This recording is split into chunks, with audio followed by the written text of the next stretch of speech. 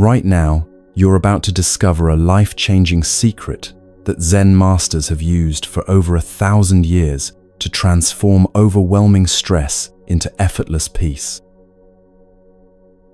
I'm going to share ancient Buddhist teachings and Zen wisdom that have been quietly passed down through generations, helping countless people find their way from struggle to serenity. Each teaching contains a hidden key that unlocks your mind's natural ability to release control and find deep inner calm.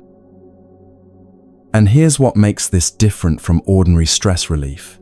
These Buddhist principles work, even if you've never meditated before, even if you feel completely overwhelmed right now, even if you've tried everything else and nothing has lasted. The Buddha once said, "You yourself, as much as anybody in the entire universe, deserve your love and affection." In the next 3 hours, you'll discover exactly what this means and how to stop being your own worst enemy.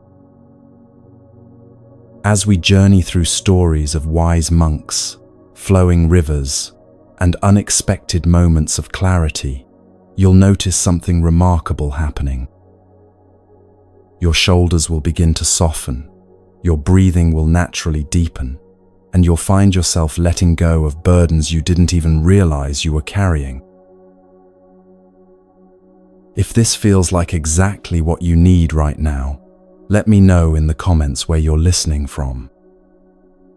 So make yourself comfortable, grab a soft blanket or pillow, let your body settle into this moment. Take one deep breath with me now. And as you exhale, know that you've just taken the first step toward learning how to let life support you instead of fighting it every single day. Let's begin with our first teaching about the nature of flow itself.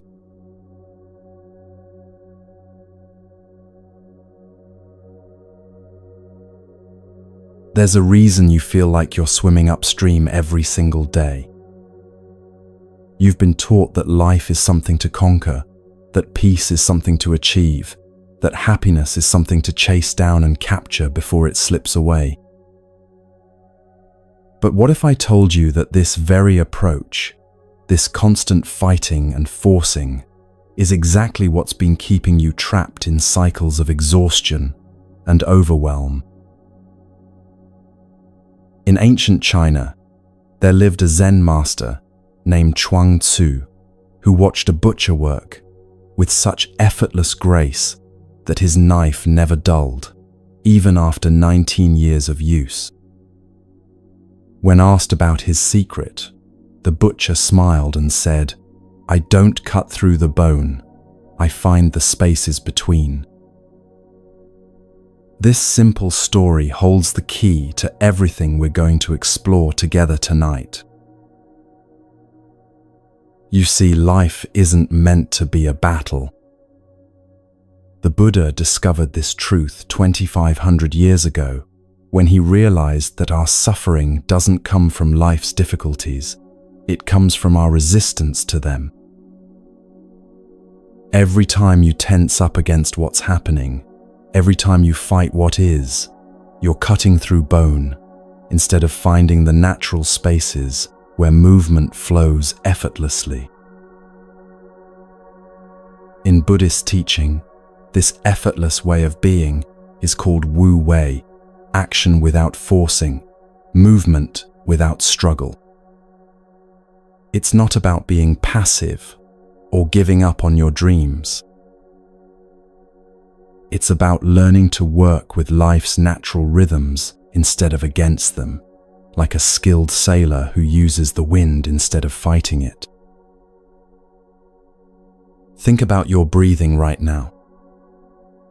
You're not forcing each breath to happen. It's flowing naturally, effortlessly, without your conscious control. This is what flow looks like in your daily life, when you stop trying to micromanage every moment and start trusting the deeper intelligence that's been keeping you alive since the day you were born. Right now, I want you to give yourself permission to stop. Stop trying so hard to fix everything. Stop pushing for outcomes. Stop carrying the weight of everyone else's expectations on your shoulders. Just for these next few hours, let yourself imagine what it would feel like to move through your days with the same effortless grace as that ancient butcher, finding the spaces where life naturally wants to flow. The exhaustion you feel isn't because life is too hard. It's because you've been making it harder than it needs to be. Tonight, we're going to remember how to let life support you instead of you having to support everything else. We're going to discover what the great Zen masters knew, that the most powerful action often comes from the deepest stillness, and the greatest strength is found in learning how to yield.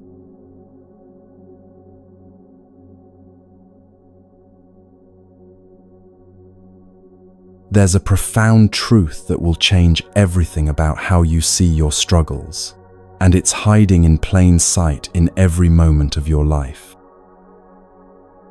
Right now, the cells in your body are changing, your thoughts are shifting, your breath is moving in and out in a rhythm that has never stopped since you were born.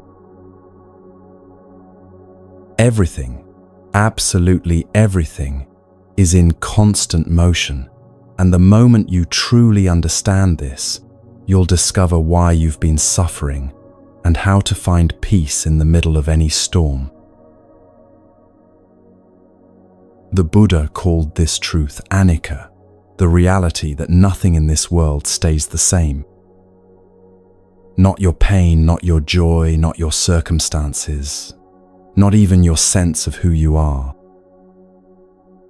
And here's what makes this the most liberating teaching you'll ever encounter. The very thing you think is causing your suffering, that difficult situation, that overwhelming emotion, that person who hurt you, it's already changing, right now, even as we speak. Let me tell you about a Zen master who lived in ancient Japan, a woman named Myoan, who ran a small tea house near a mountain temple. Every morning, travelers would stop for tea before continuing their difficult journey up the mountain path. One day, a merchant arrived in terrible distress, his cart broken, his goods scattered, his livelihood seemingly destroyed. "Master Myoan," he cried, "I have lost everything. My family will starve. My reputation is ruined. My life is over." The master calmly poured him tea and said, "Tell me, honored guest, is the water in this cup the same water that was in the river yesterday?" The merchant looked confused. "Of course not, master. Water flows. It's always moving, always changing." Myoan smiled gently. "And yet, you believe your circumstances are frozen in place forever?" She gestured to the window where cherry blossoms were falling like snow. "Those flowers were buds last month. They're petals today, and tomorrow they'll be soil feeding new growth. Nothing, not even your greatest loss, stays the same. The question is, will you flow with the changes, or will you try to hold back the river with your bare hands?" This story isn't just a beautiful metaphor, it's a direct pointing to the source of all human suffering.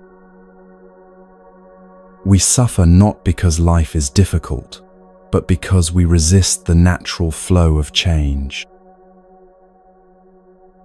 We cling to moments of happiness as if we could freeze them forever, and we push away moments of pain as if they were permanent fixtures in our lives. But the Buddha saw clearly that this clinging, this desperate attempt to control what cannot be controlled, is like trying to cup water in your hands and then crying when it inevitably flows through your fingers. Think about your own life right now. Is there something you're holding on to so tightly that your knuckles are white? Maybe it's a relationship that's changing, a job that's ending, a version of yourself that no longer fits. Or perhaps you're pushing against something with all your might, an illness, a loss, a disappointment that feels too heavy to bear. The exhaustion you feel isn't coming from the situation itself. It's coming from your resistance to the natural flow of change. The Buddha once said, "Of all footprints, that of the elephant is supreme. Similarly, of all meditative themes, that on death is supreme."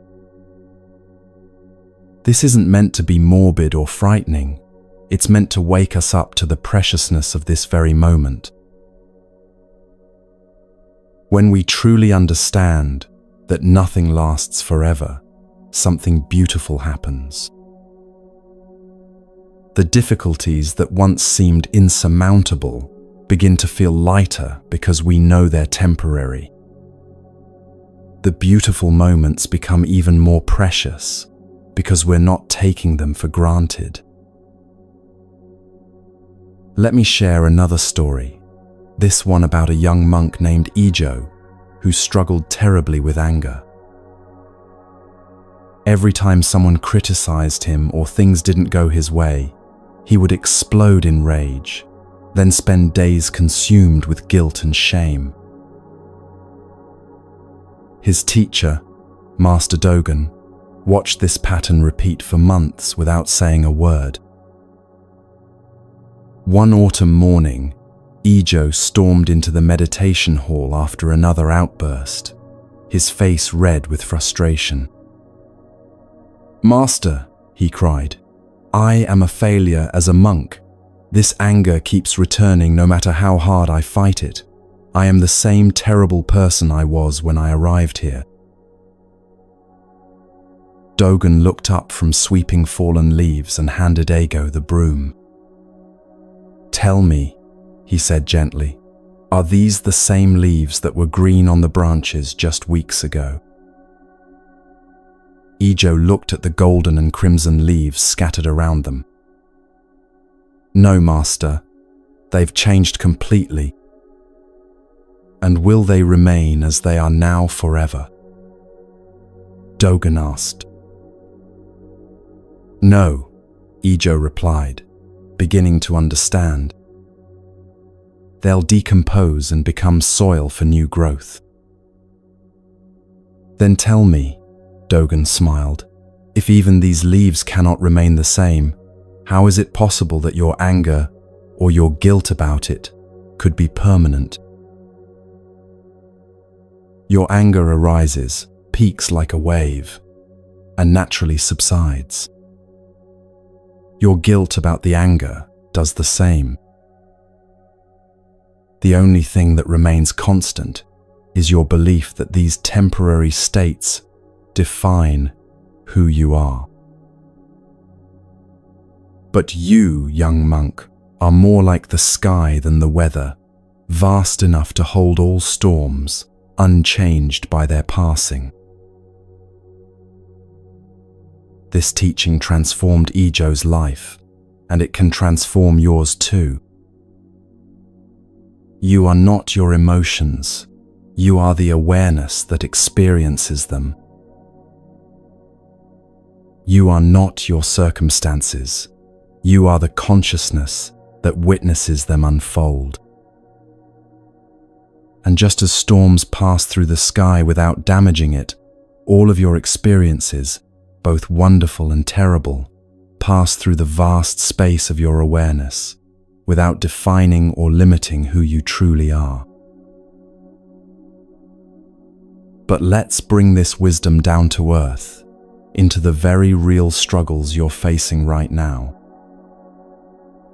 Maybe you're dealing with anxiety that feels overwhelming and endless. The teaching of impermanence reminds you that anxiety is not a solid thing. It's a constantly shifting experience that rises and falls like waves in the ocean. When you stop fighting the wave and start watching its natural rhythm, you discover that even the most intense anxiety has peaks and valleys, moments of intensity and moments of calm. I want to tell you about a businessman named Tanaka who came to see Master Huang Po in ancient China. Tanaka was successful by every measure, wealthy, respected, powerful, but he was tormented by anxiety about losing everything he had built. He couldn't sleep, couldn't enjoy his success, couldn't stop worrying about the future. "Master," he pleaded, "please give me a teaching that will end my suffering. I will pay any amount, make any donation to your temple." Huang Po smiled and picked up a beautiful porcelain cup, one of the finest pieces in the monastery. Without warning, he dropped it on the stone floor, where it shattered into countless pieces. Tanaka gasped in horror. "Master, that cup was priceless. Why did you destroy something so beautiful?" Huang Po looked at him with infinite compassion. "Tell me, honored guest, are you suffering because the cup is broken, or because you believed it would last forever?" "The cup fulfilled its purpose perfectly," the master continued. "It held tea, brought beauty to our lives, and now it teaches us the most important lesson of all, that nothing in this world is permanent, and trying to make it so is the source of all our pain. Your anxiety isn't protecting your business, it's preventing you from enjoying the success you have right now. What if, instead of clinging to what you've built, you learned to appreciate it like a beautiful flower that blooms for a season?" Tanaka stared at the broken pieces, and suddenly something inside him broke too, not his spirit, but his desperate need to control the uncontrollable. Tears streamed down his face as he realized he had been spending all his energy trying to make permanent what was naturally temporary. From that day forward, he ran his business with the same skill and dedication, but without the crushing weight of needing it to last forever. Paradoxically, when he stopped clinging so tightly, his business thrived even more because he could make decisions from clarity rather than fear. Or perhaps you're grieving a loss that feels too big to survive. Impermanence doesn't diminish your grief or tell you to get over it. Instead, it offers you the profound comfort of knowing that even the deepest pain is not a permanent resident in your heart. It moves, it shifts, it transforms. The raw, sharp edges of fresh grief gradually soften into tender memories. The overwhelming waves slowly become gentler swells. And eventually, what once felt like it would destroy you becomes the fertile ground from which compassion and wisdom grow. There was once a mother named Kisa Gotami who lost her young son to illness. Mad with grief, she carried the child's body from house to house, begging for medicine to bring him back to life. The people of her village, moved by her pain but knowing her request was impossible, sent her to the Buddha. When she arrived, clutching her son's body, the Buddha looked at her with infinite tenderness. "I will help you," he said gently, "but first, you must bring me a mustard seed from a house where no one has ever died." Hope flickered in Kisa Gotami's eyes as she set out on this mission. She went to the first house, a wealthy merchant's home. "Please," she begged, "give me a mustard seed. My son has died and the Buddha says this will help." The family was moved by her pain and immediately offered her not just one but many mustard seeds. "But wait," Kisa Gotami asked, "has anyone in your household ever died?" The merchant's wife nodded sadly. "Yes, my father passed last year, and my brother the year before." Kisa Gotami moved to the next house, then the next, and the next. Everywhere she went, people were eager to help, but in every single home, someone had experienced the loss of a loved one. As the day wore on, something began to shift in her understanding. She was not alone in her suffering. Loss and death were part of the universal human experience. By evening, she had not found a single household untouched by death. She sat by the river, still holding her son, and finally understood what the Buddha had been trying to teach her. Death was not a cruel exception that had singled her out. It was the natural completion of every life, as inevitable as sunset after sunrise. Her grief was real and valid, but it was also part of the shared human experience of loving and losing.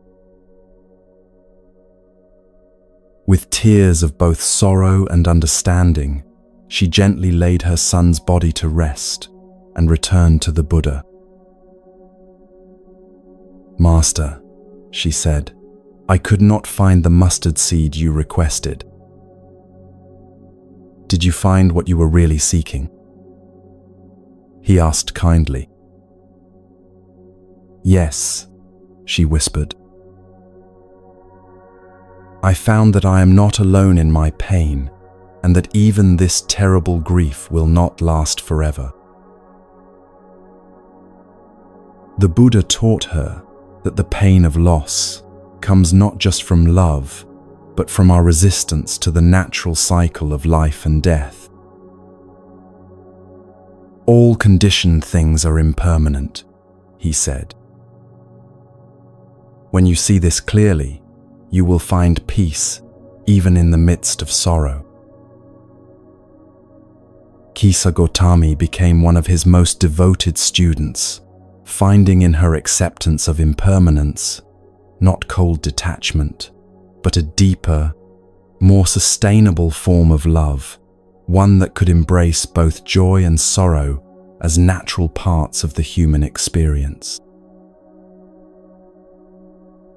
Maybe you're trapped in a job that drains your spirit, a relationship that no longer serves you, or patterns of thinking that keep you stuck in cycles of self-doubt. The beautiful truth of impermanence is that none of these situations are as solid as they appear. Even the most entrenched circumstances are constantly shifting, creating small openings for change that you might not have noticed before. I want to tell you about Master Bankei, a Zen teacher who lived in 17th century Japan. Before his awakening, he was consumed with spiritual ambition, desperately seeking enlightenment through extreme practices that nearly killed him. He fasted until he was skeletal, meditated until he collapsed, and drove himself to the edge of madness, trying to force his way to freedom. One day, weakened by years of struggle, Bankei coughed up blood and thought he was dying. But instead of fear, he felt a profound relief wash over him. Finally, he thought, I can stop trying so hard. And in that moment of complete surrender to impermanence, to the reality that even his life might be ending, he experienced the peace he had been chasing for years. He realized that what he had been seeking was never hidden. It was simply obscured by his desperate attempts to grasp it.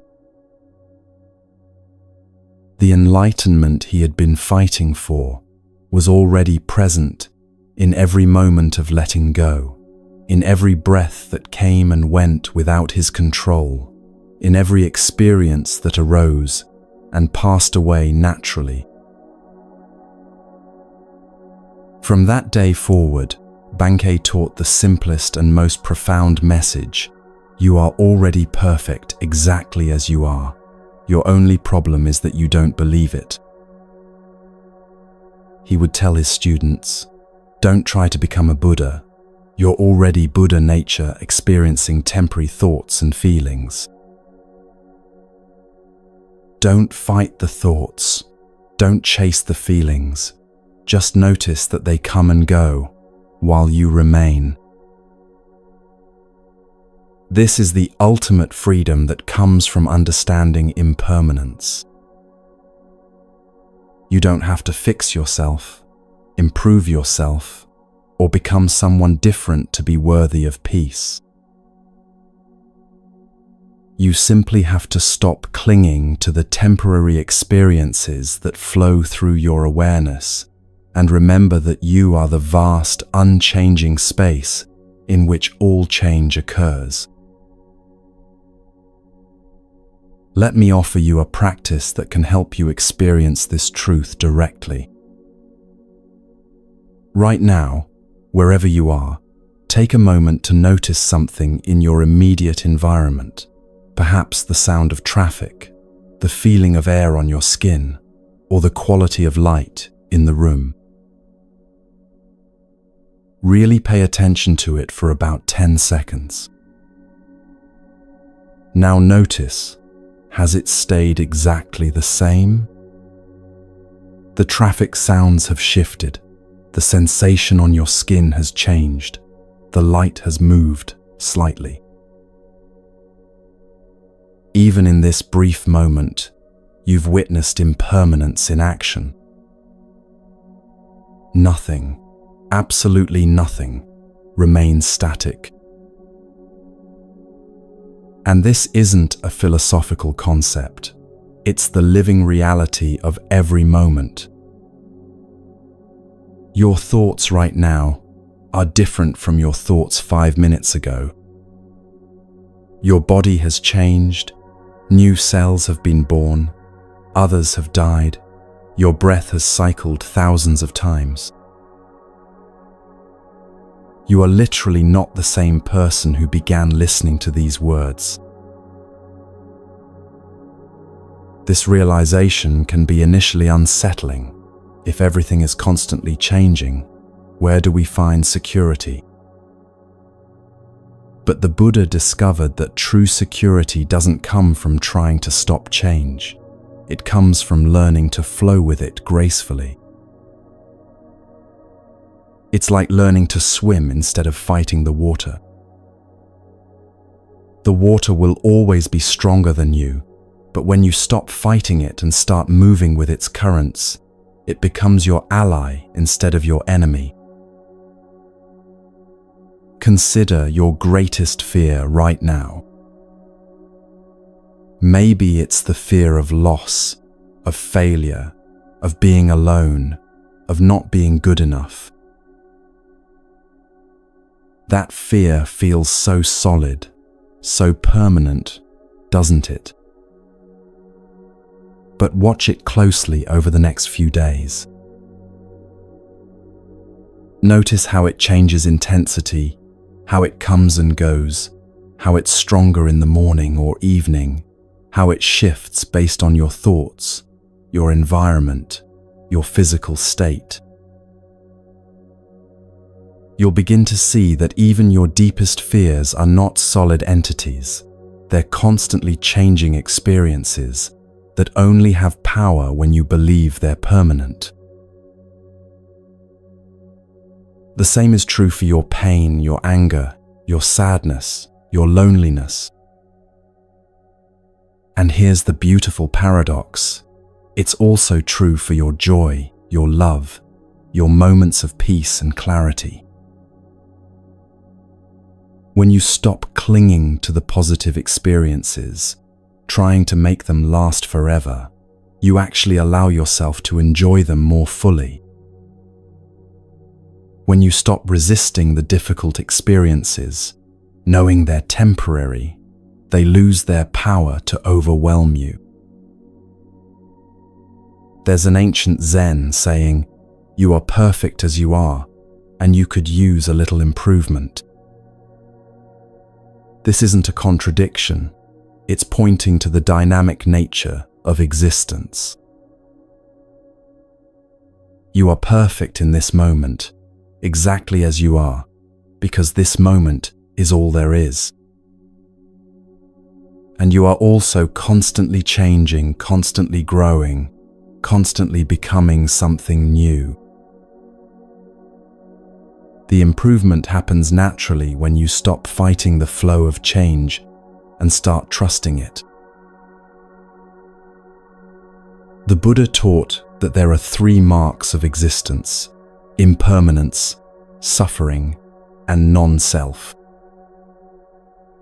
We suffer because we don't understand impermanence, and we don't understand impermanence because we cling to a solid sense of self that doesn't actually exist. But when we begin to see clearly that everything is constantly changing, including our sense of who we are, we discover a freedom that can't be taken away by any external circumstance. Let me tell you one more story about a master named Joshu who lived to be 120 years old.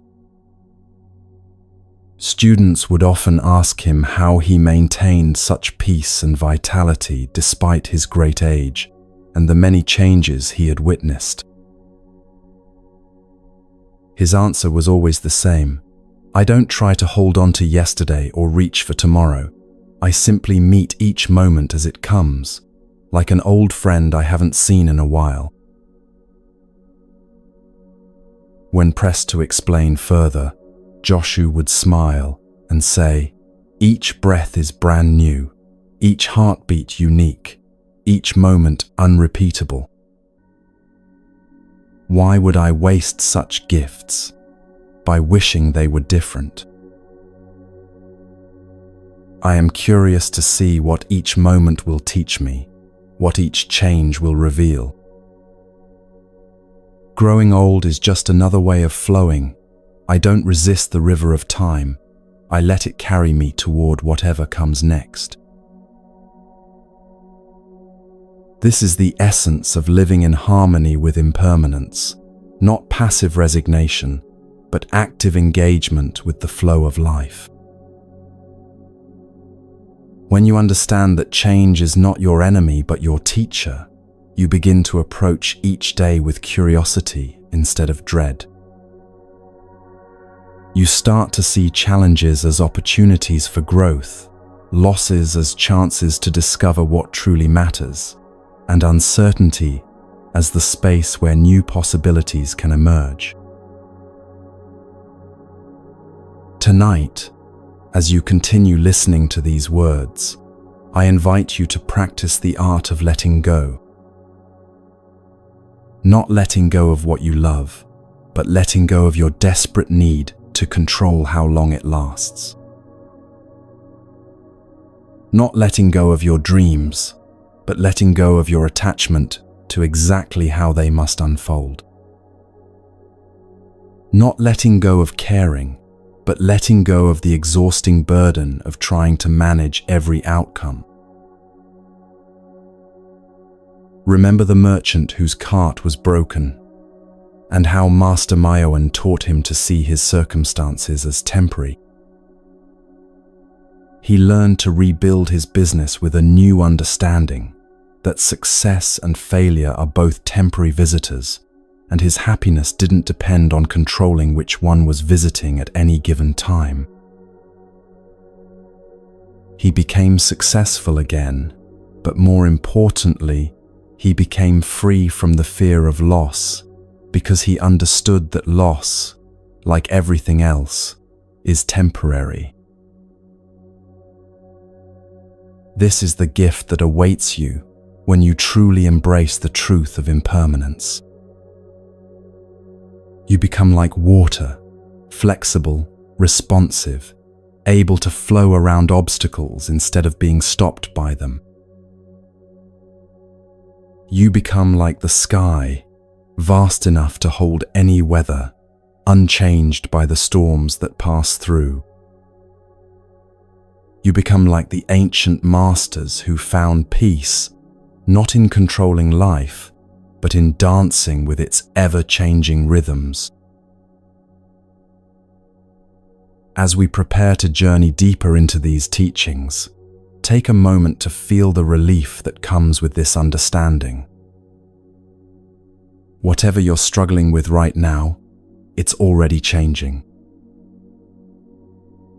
Whatever pain you're carrying, it's not as solid as it seems. Whatever fears are keeping you awake at night, they're temporary visitors in the vast space of your awareness. You don't have to fix everything right now. You don't have to have all the answers.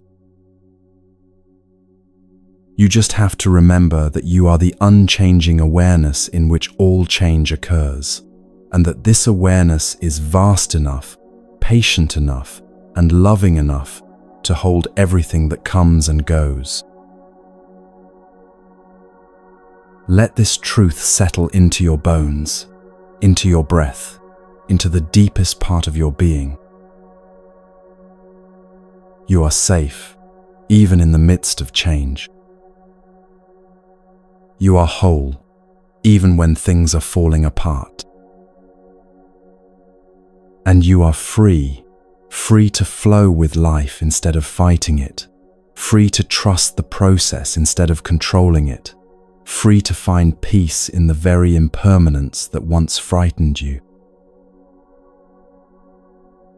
This is just the beginning of our journey together.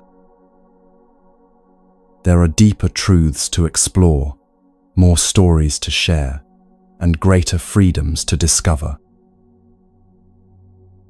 But for now, rest in this knowing, change is not your enemy. It's the very force that makes growth, healing, and transformation possible. Trust it, flow with it, and let it carry you toward the peace you've been seeking all along.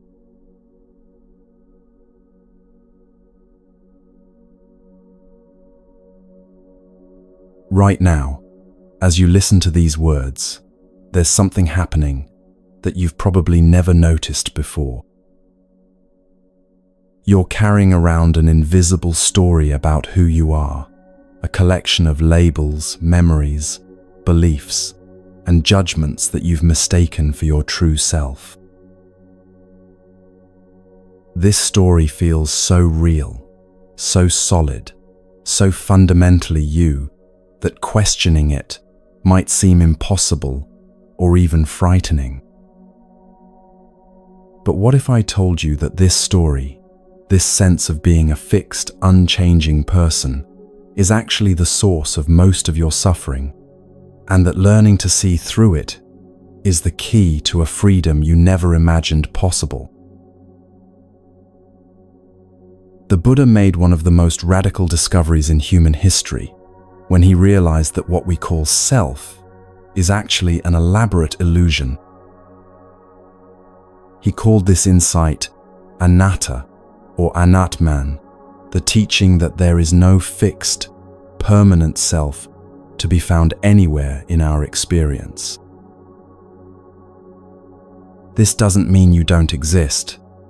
Of course you do. But it means that who you really are is far more spacious, flexible, and free than the narrow story you've been telling yourself. Let me share with you the story of a young woman named Sari, who lived in ancient India during the Buddha's time.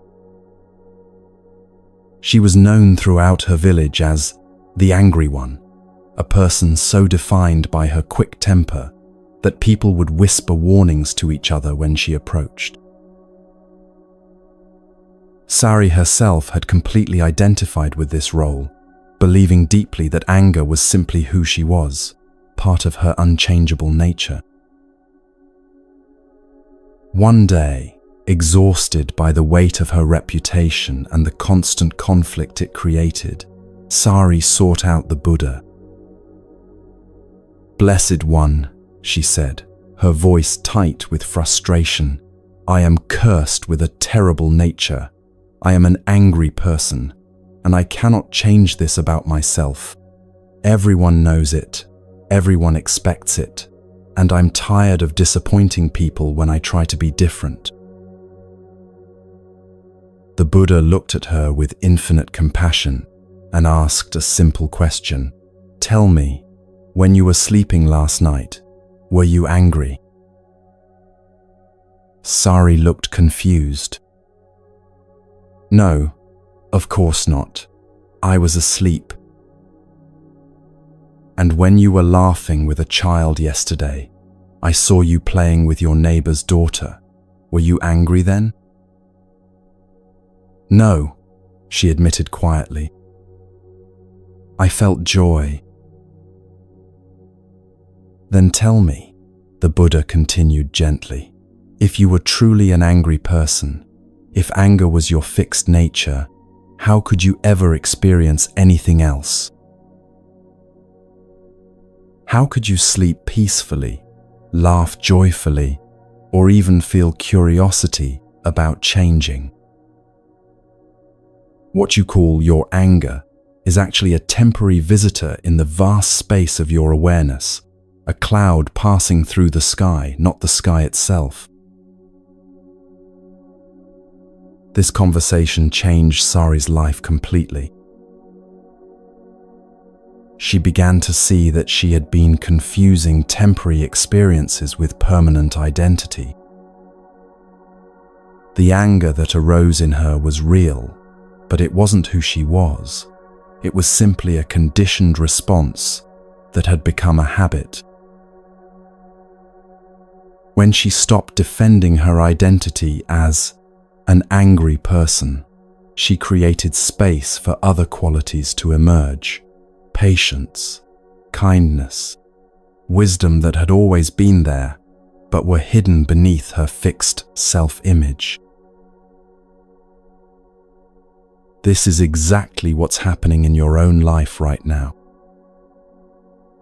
You've created a story about who you are based on your past experiences, your successes and failures, your personality traits, your relationships, your career, your beliefs. And while these elements are part of your experience, they are not the totality of who you are.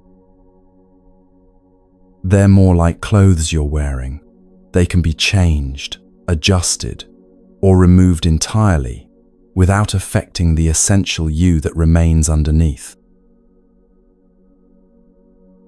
The Buddhist teaching of non-self isn't asking you to become nobody.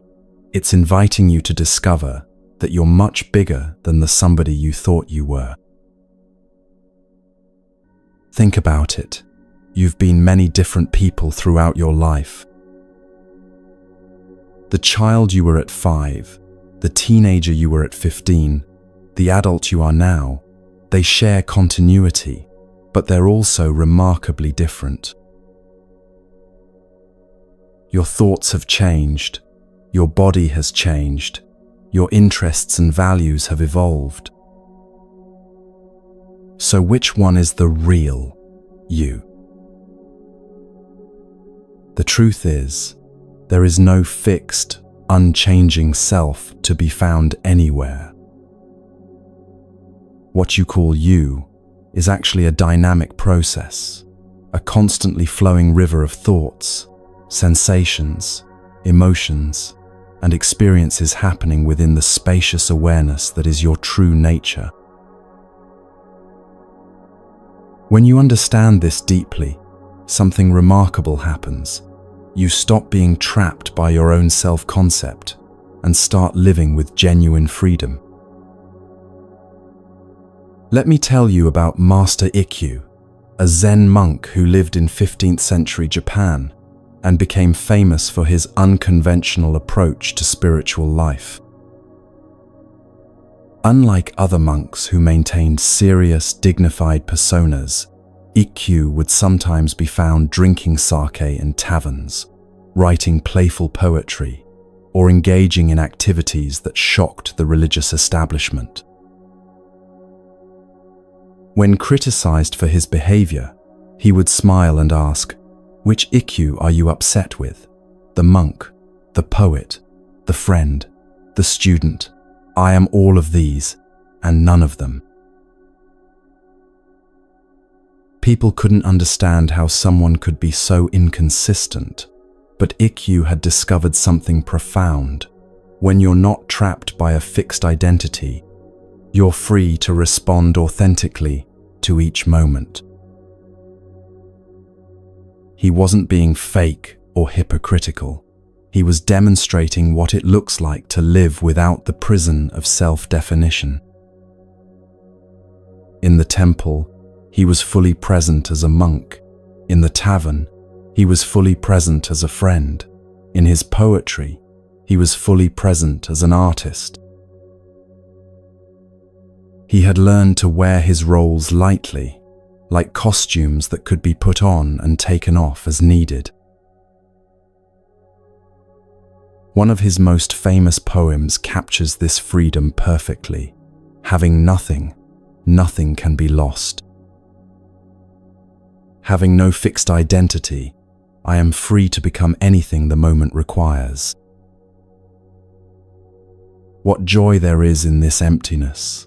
What peace in having no self to defend. This might sound frightening at first. After all, if you're not who you think you are, then who are you?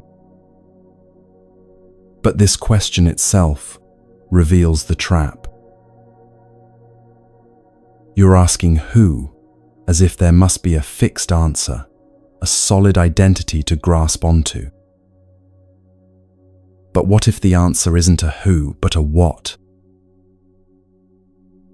What if you're not a person having experiences, but awareness itself, temporarily taking the form of a person? The Buddha once said, "In the seeing, there is only seeing, no seer. In the hearing, there is only hearing, no hearer. In the thinking, there is only thinking, no thinker." This points to a radical truth. What you call yourself is actually just awareness, experiencing different phenomena, moment by moment. There's no separate entity standing apart from experience, observing it from the outside. There's just the pure experiencing itself. Let me share another story about a wealthy merchant named Chen, who came to visit Master Yunmen in ancient China.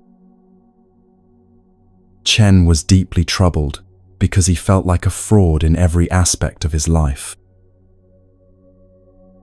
"Master," he confided, "at home, my family sees me as a devoted father and husband, but inside, I often feel impatient and selfish.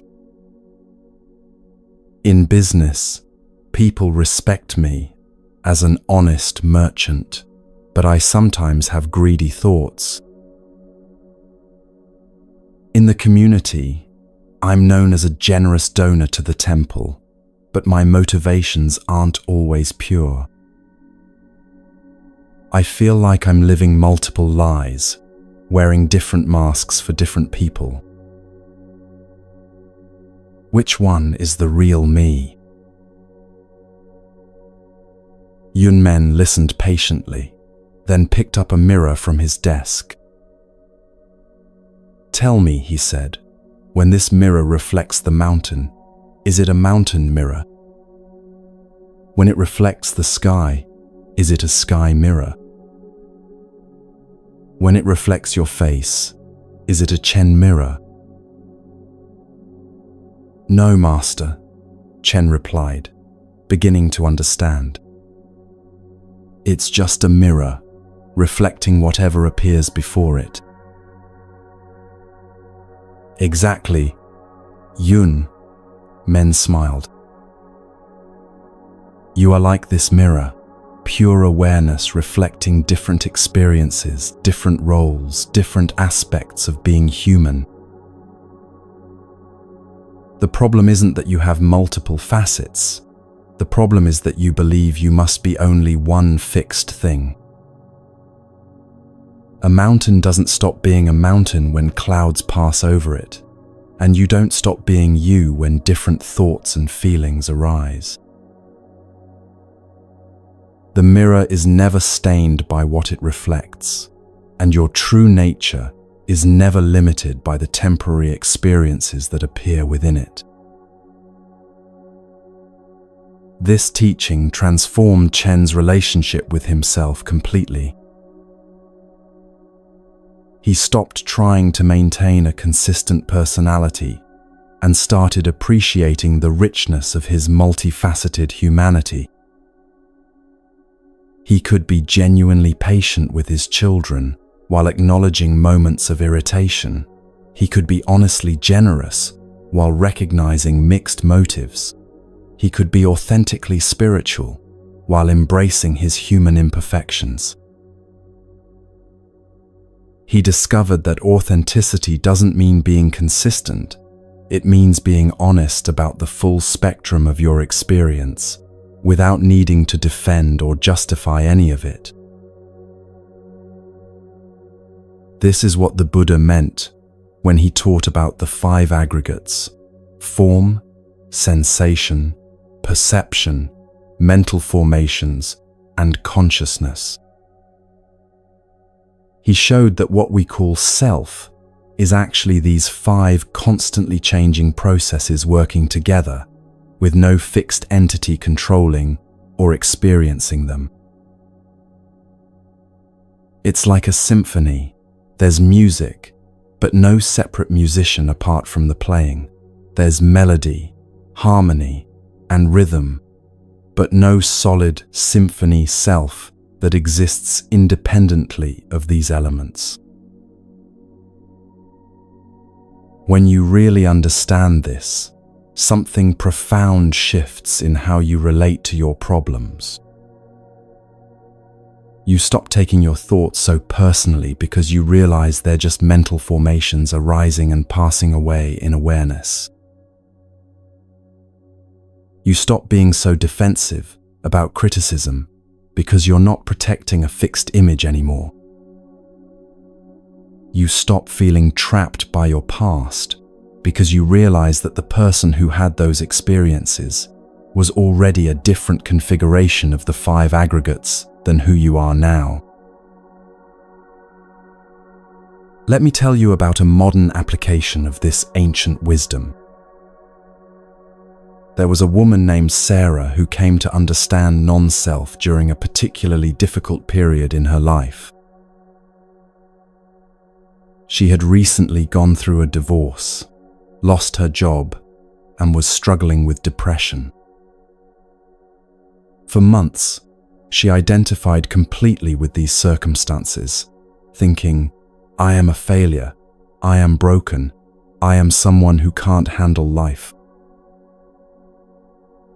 One evening, while walking in her garden, she noticed how the flowers were constantly changing, buds opening, petals falling, new growth emerging. Suddenly, she had a profound realization. The depression she was experiencing was like the weather in her inner sky, real, present, sometimes overwhelming, but not who she was. The failure she felt was like clouds passing through the vast space of her awareness, temporary formations that would eventually dissolve and be replaced by something else. This insight didn't make her problems disappear overnight, but it changed her relationship to them completely. Instead of being consumed by the identity of a depressed person, she could acknowledge the experience of depression while remaining connected to the awareness that was witnessing it. She could feel sad without becoming sadness, disappointed without becoming disappointment, scared without becoming fear. This gave her tremendous freedom to respond to her circumstances with wisdom rather than react from identification. The Buddha taught that our belief in a fixed self creates three fundamental forms of suffering: greed, hatred, and delusion. Greed arises when we think we need to get something to complete or improve our self-image. Hatred emerges when we perceive threats to our identity and try to push them away. Delusion keeps us trapped in the illusion that there's a solid self that needs protecting, improving, or defending in the first place. When you see through the illusion of fixed selfhood, all three forms of suffering naturally begin to dissolve. This doesn't mean you become passive or stop caring about your life.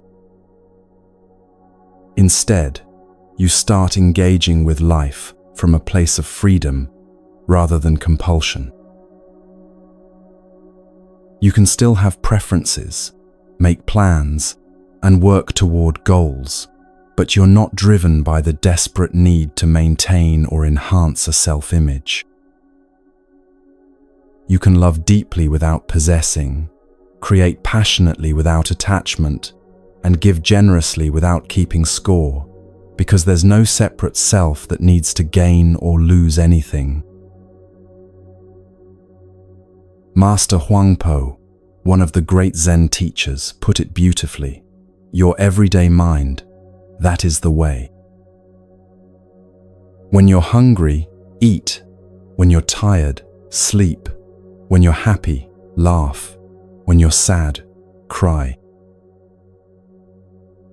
Just don't add the extra burden of believing these experiences define who you are. You are the aware space in which all experiences arise and pass away. Nothing more, nothing less, and certainly nothing that needs improvement. Let me share one more story that illustrates this freedom beautifully. There was a famous actor in ancient China named Li Wei, who was renowned for his ability to portray any character with complete authenticity. Whether he was playing a king or a peasant, a villain or a hero, audiences believed completely in his performance. When asked about his secret, Li Wei would smile and say, "I have no fixed character of my own, so I can become anyone the story requires." One day, a young actor approached him, frustrated by his own limitations. "Master Li," he said, "I want to be a great actor like you, but I keep getting trapped in my own personality. How can I learn to disappear into my roles?" Li Wei looked at him with twinkling eyes. "First, you must discover that there is no fixed personality to get trapped in. What you call your personality is just another character you've been playing for so long that you've forgotten it's a role. "But if I'm not my personality," the young man asked, "then who am I?" Li Wei laughed gently. "You are the one who can play any role because you are not limited by any role. You are the awareness that can witness kings and beggars, heroes and villains, joy and sorrow, without being defined by any of them. This is why great acting and great wisdom are the same thing. Both require you to be fully present without being trapped by identity. This is the invitation that Buddhist teaching offers you, to discover the freedom of living without being imprisoned by your own self-concept. You can still have a personality, still have preferences and opinions and ways of being in the world, but you hold them lightly, like costumes in a vast wardrobe, rather than chains around your neck. When you begin to see through the illusion of fixed selfhood, several beautiful things start to happen. First, you become much more compassionate toward yourself and others because you realize that everyone is just doing their best from within their own limited self-stories.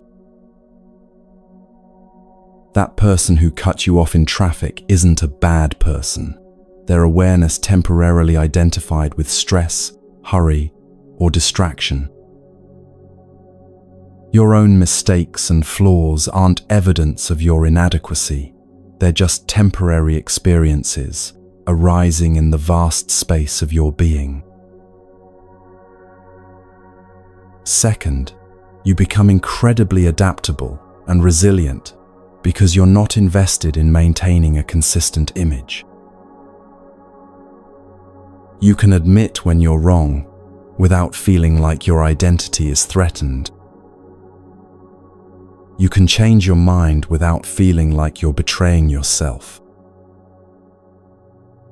You can grow and evolve without the fear that you're losing who you are, because you understand that who you are is the capacity for growth itself, not any fixed point along the journey. Third, you discover a profound sense of lightness and humor about the human experience. When you're not taking your self-story so seriously, you can laugh at your own contradictions, embrace your imperfections, and find joy in the absurdity of trying to be a consistent person in an inconsistent world. You realize that the spiritual path isn't about becoming perfect. It's about becoming comfortable with being perfectly imperfect. The Buddha taught that this realization of non-self is not something you achieve through thinking or analysis. It's something you discover through direct experience. You can't think your way out of the illusion of selfhood, because thinking itself happens within that illusion. Instead, you must learn to rest in the aware presence that witnesses all thinking, all feeling, all experiencing, without being limited by any of it. This is why meditation and mindfulness are so essential to this understanding. When you sit quietly and observe your experience without trying to change it, you begin to see directly that thoughts arise and pass away on their own. Emotions come and go like weather systems, and sensations constantly shift and change. You start to recognize that there's no solid you controlling any of this. There's just the natural flow of experience happening within awareness.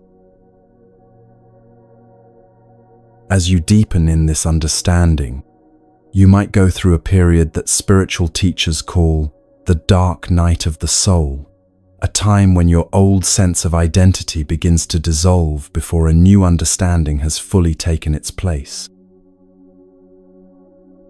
This can feel disorienting or even frightening, like losing your moorings in a familiar harbor. But remember, you're not losing anything real. You're only losing the illusion that was causing you to suffer. What emerges on the other side is a sense of freedom, spaciousness, and authentic presence that no external circumstance can threaten. Tonight, as you continue listening to these teachings, I invite you to practice seeing through your own self-story. Notice how often you define yourself with statements like, "I am someone who always," or "I'm not the kind of person who," or "That's just how I am." Each time you catch yourself in this kind of thinking, gently ask, who is aware of this thought? Who is witnessing this belief about myself? You'll discover that the one who is aware of your self-concept is not limited by it. The awareness that witnesses your personality is more spacious than any personality. The consciousness that observes your story is not trapped within that story. This awareness, this witnessing presence, this open space of knowing, this is who you really are. You are not your thoughts, because you can observe your thoughts. You are not your emotions, because you can witness your emotions. You are not your body, because you can be aware of your body. You are not your story, because you can see your story as just another object appearing in consciousness. You are the awareness itself, vast, open, unchanging, and free. This understanding brings tremendous relief because it means you don't have to fix yourself, improve yourself, or become someone different to be whole.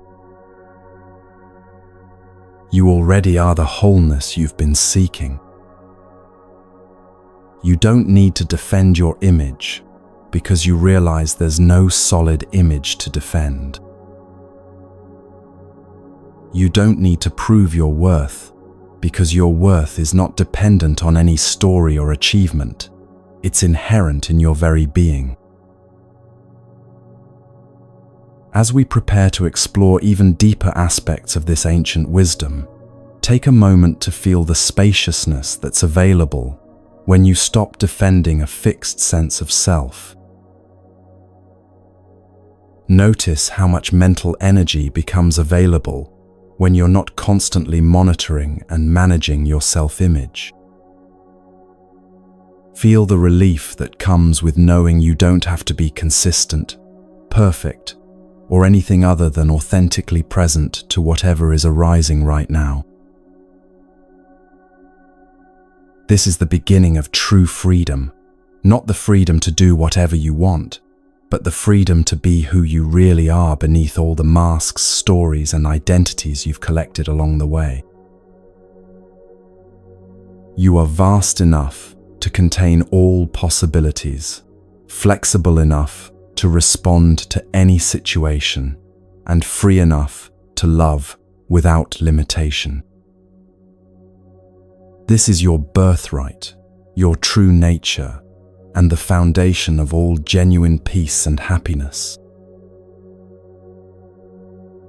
Let this understanding settle into your bones, into your breath, into the deepest recognition of your being.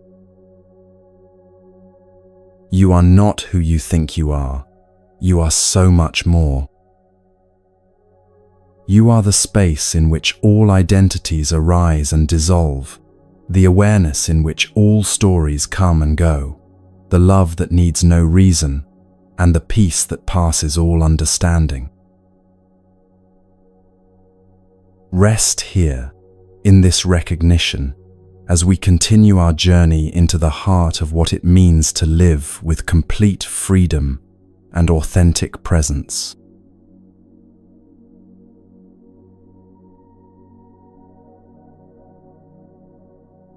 In this very moment, you're living in the middle of a great storm. Not just the external chaos of modern life, the endless notifications, the competing demands, the pressure to be more, do more, achieve more, but the internal storm of your own mind, trying to find solid ground in a world that refuses to stand still. You've probably tried both extremes, sometimes pushing harder, forcing solutions, gripping tightly to control, other times retreating, avoiding challenges, numbing yourself to escape the overwhelm. But what if I told you there's a third way, an ancient path discovered by the Buddha himself that leads directly through the center of the storm to a place of unshakable peace? This is the middle way, and it might be the most practical spiritual teaching ever discovered. It's not about finding some perfect balance point and staying there. That's impossible in a dynamic world. Instead, it's about learning to move gracefully between extremes, like a skilled sailor who knows when to adjust the sails, when to ride the wind, and when to drop anchor and wait for the storm to pass. Let me tell you the story of how the Buddha discovered this profound truth. For 6 years before his awakening, Prince Siddhartha practiced the most extreme forms of spiritual discipline imaginable. He fasted until his body was nothing but skin and bones, meditated until he nearly died from exhaustion, and tortured himself with practices so severe that his 5 companions were awed by his dedication. He believed that enlightenment could only come through the complete rejection of comfort, pleasure, and ease. But after years of this self-torture, he was no closer to freedom than when he began. His body was broken, his mind was clouded by weakness, and his spirit was crushed by the futility of his efforts. One day, as he sat by a river barely conscious from hunger, he heard a music teacher instructing his student on tuning a sitar. "If you tighten the strings too much," the teacher said, "they will snap and produce no music. If you leave them too loose, they will produce only noise. But when the tension is just right, neither too tight nor too loose, the most beautiful music can emerge." In that moment, Siddhartha understood everything. He had been tightening the strings of his spiritual practice until they were about to snap, creating not beautiful music but the harsh discord of self-destruction. Before his spiritual quest, he had lived with strings too loose, indulging in every pleasure without awareness or purpose. Neither extreme had brought him closer to truth. That very day, he accepted food from a village girl named Sujata, breaking his fast and shocking his companions who believed he had given up his spiritual quest. But Siddhartha had not given up. He had discovered something far more profound than extreme discipline or extreme indulgence. He had found the middle way, the path of wise responsiveness that moves dynamically between extremes as each situation requires. That evening, sitting under the Bodhi tree, with his body nourished but not indulged, his mind alert but not strained, he achieved the enlightenment that had eluded him through years of extremes. This teaching is not just ancient history, it's the key to navigating the unique challenges of your modern life. Right now, you're probably caught in your own version of these extremes. In your work, you might swing between periods of intense drive and complete burnout. In your relationships, you might alternate between giving everything and withdrawing completely. In your self-care, you might go from strict discipline to total abandonment. The middle way offers you a different approach entirely.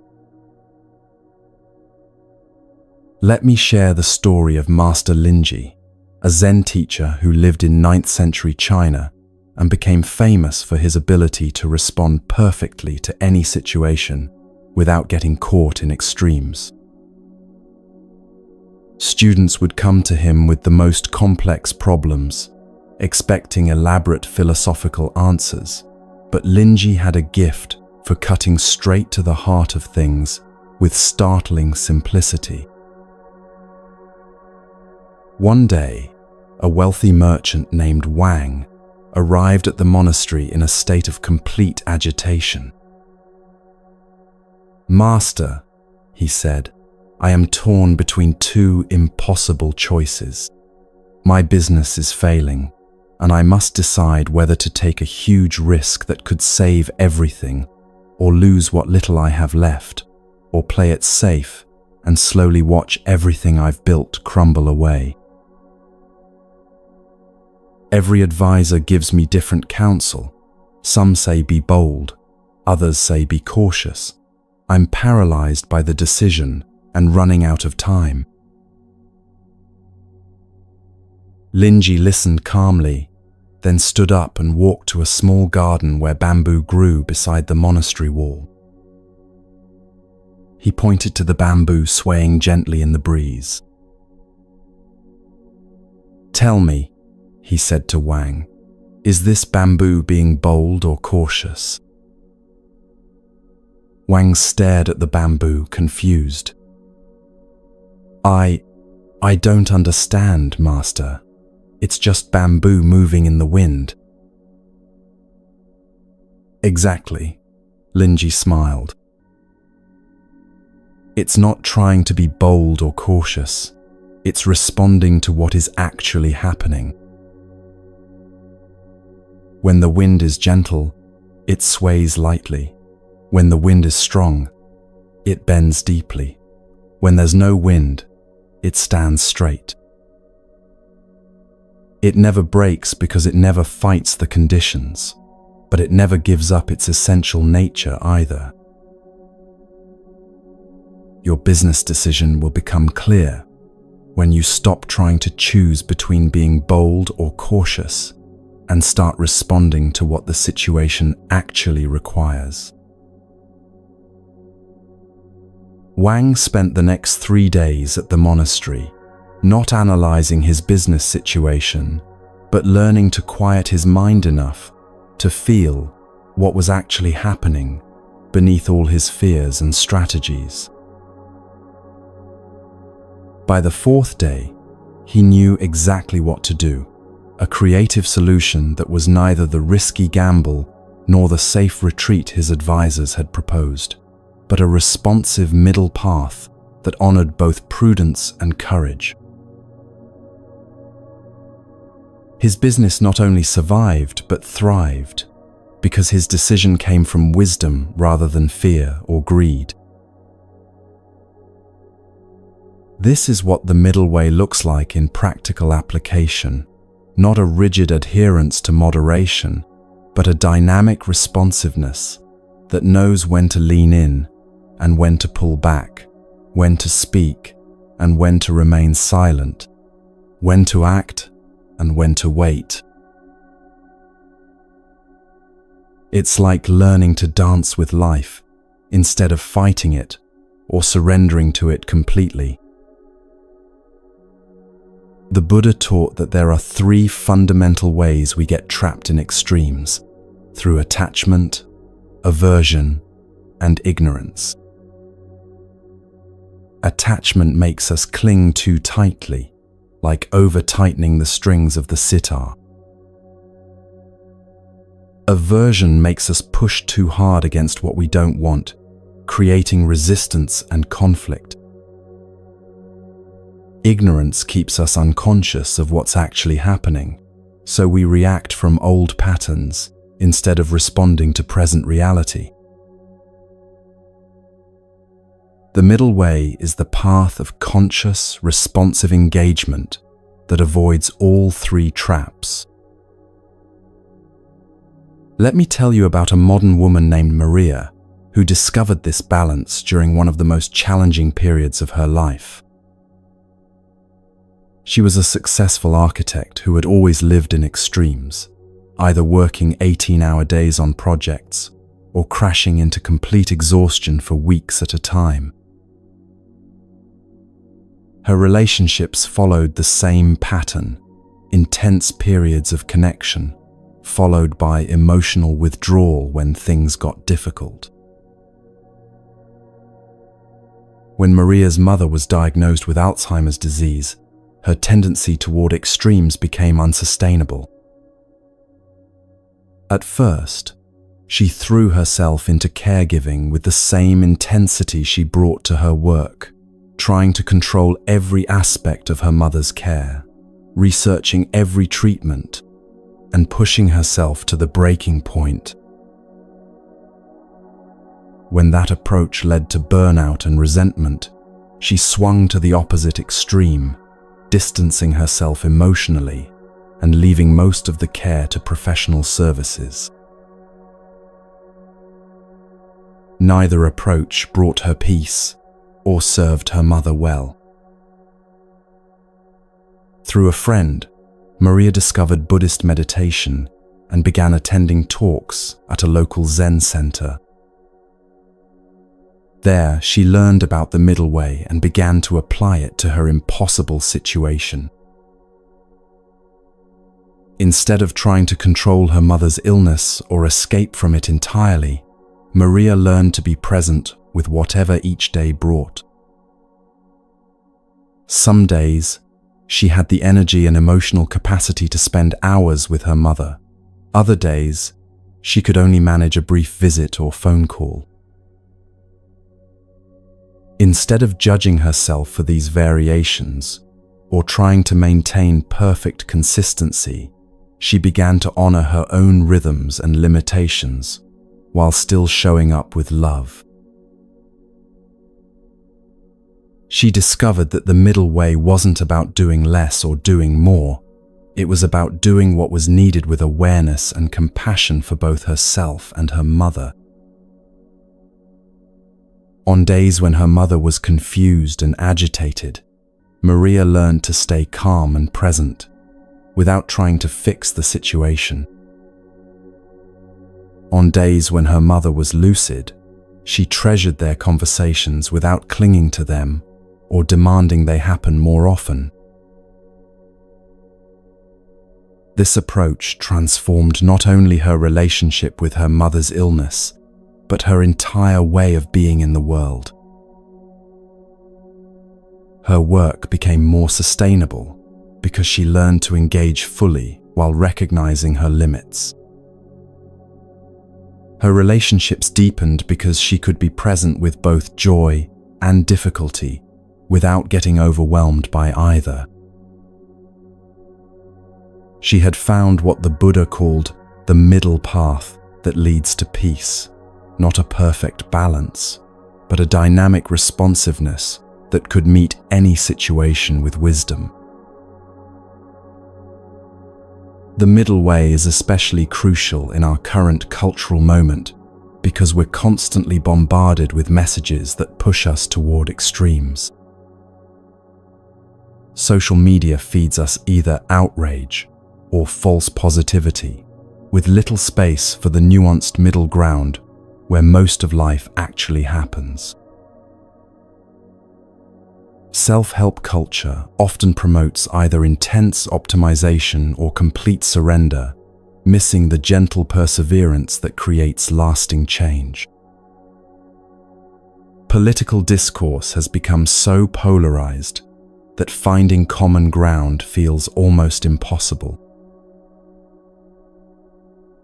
But the Buddha's teaching shows us another way.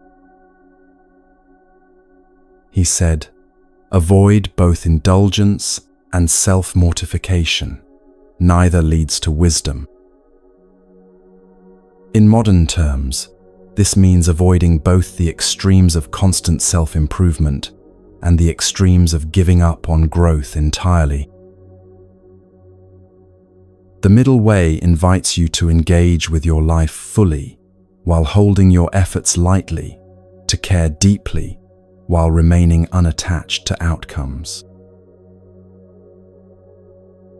Let me share another story that illustrates this beautifully.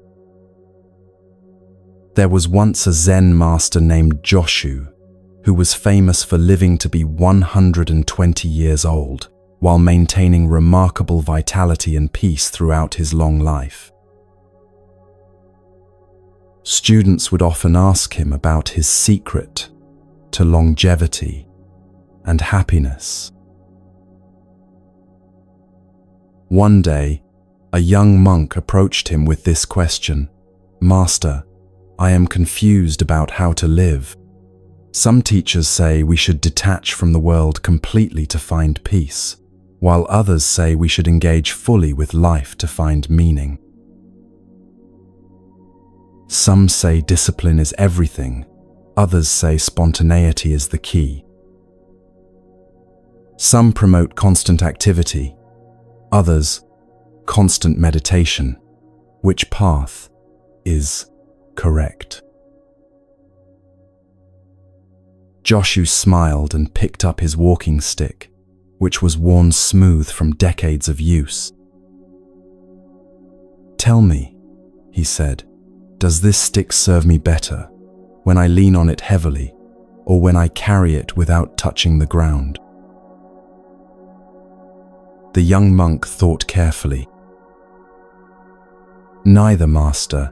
It serves you best when you use it as needed, sometimes for support, sometimes as a walking aid, sometimes just carried lightly at your side." "Now you understand the middle way," Joshu laughed. "I don't detach from life completely, nor do I cling to it desperately. I engage fully when engagement is called for, and I rest deeply when rest is needed. I practice discipline when it serves clarity, and I allow spontaneity when it brings joy. I work when work is meaningful, and I sit in stillness when stillness is wise. The path is not found in choosing one extreme or the other. It's found in learning to respond appropriately to whatever life presents. This responsiveness is perhaps the most practical skill you can develop for navigating modern life. Instead of having rigid rules about how you should always behave, you develop the wisdom to sense what each situation actually requires. Instead of getting trapped in reactive patterns, you create space to choose your response consciously. Consider how this might apply to your daily stress and overwhelm. When you feel overwhelmed, your mind probably jumps to extremes. Either you need to work harder and push through, or you need to escape completely and avoid all responsibilities. The middle way offers a third option: pause, breathe, and ask what this moment actually needs. Maybe what's needed is to prioritize ruthlessly, focusing on what's truly essential and letting go of what's merely urgent. Maybe it's to ask for help instead of trying to handle everything alone.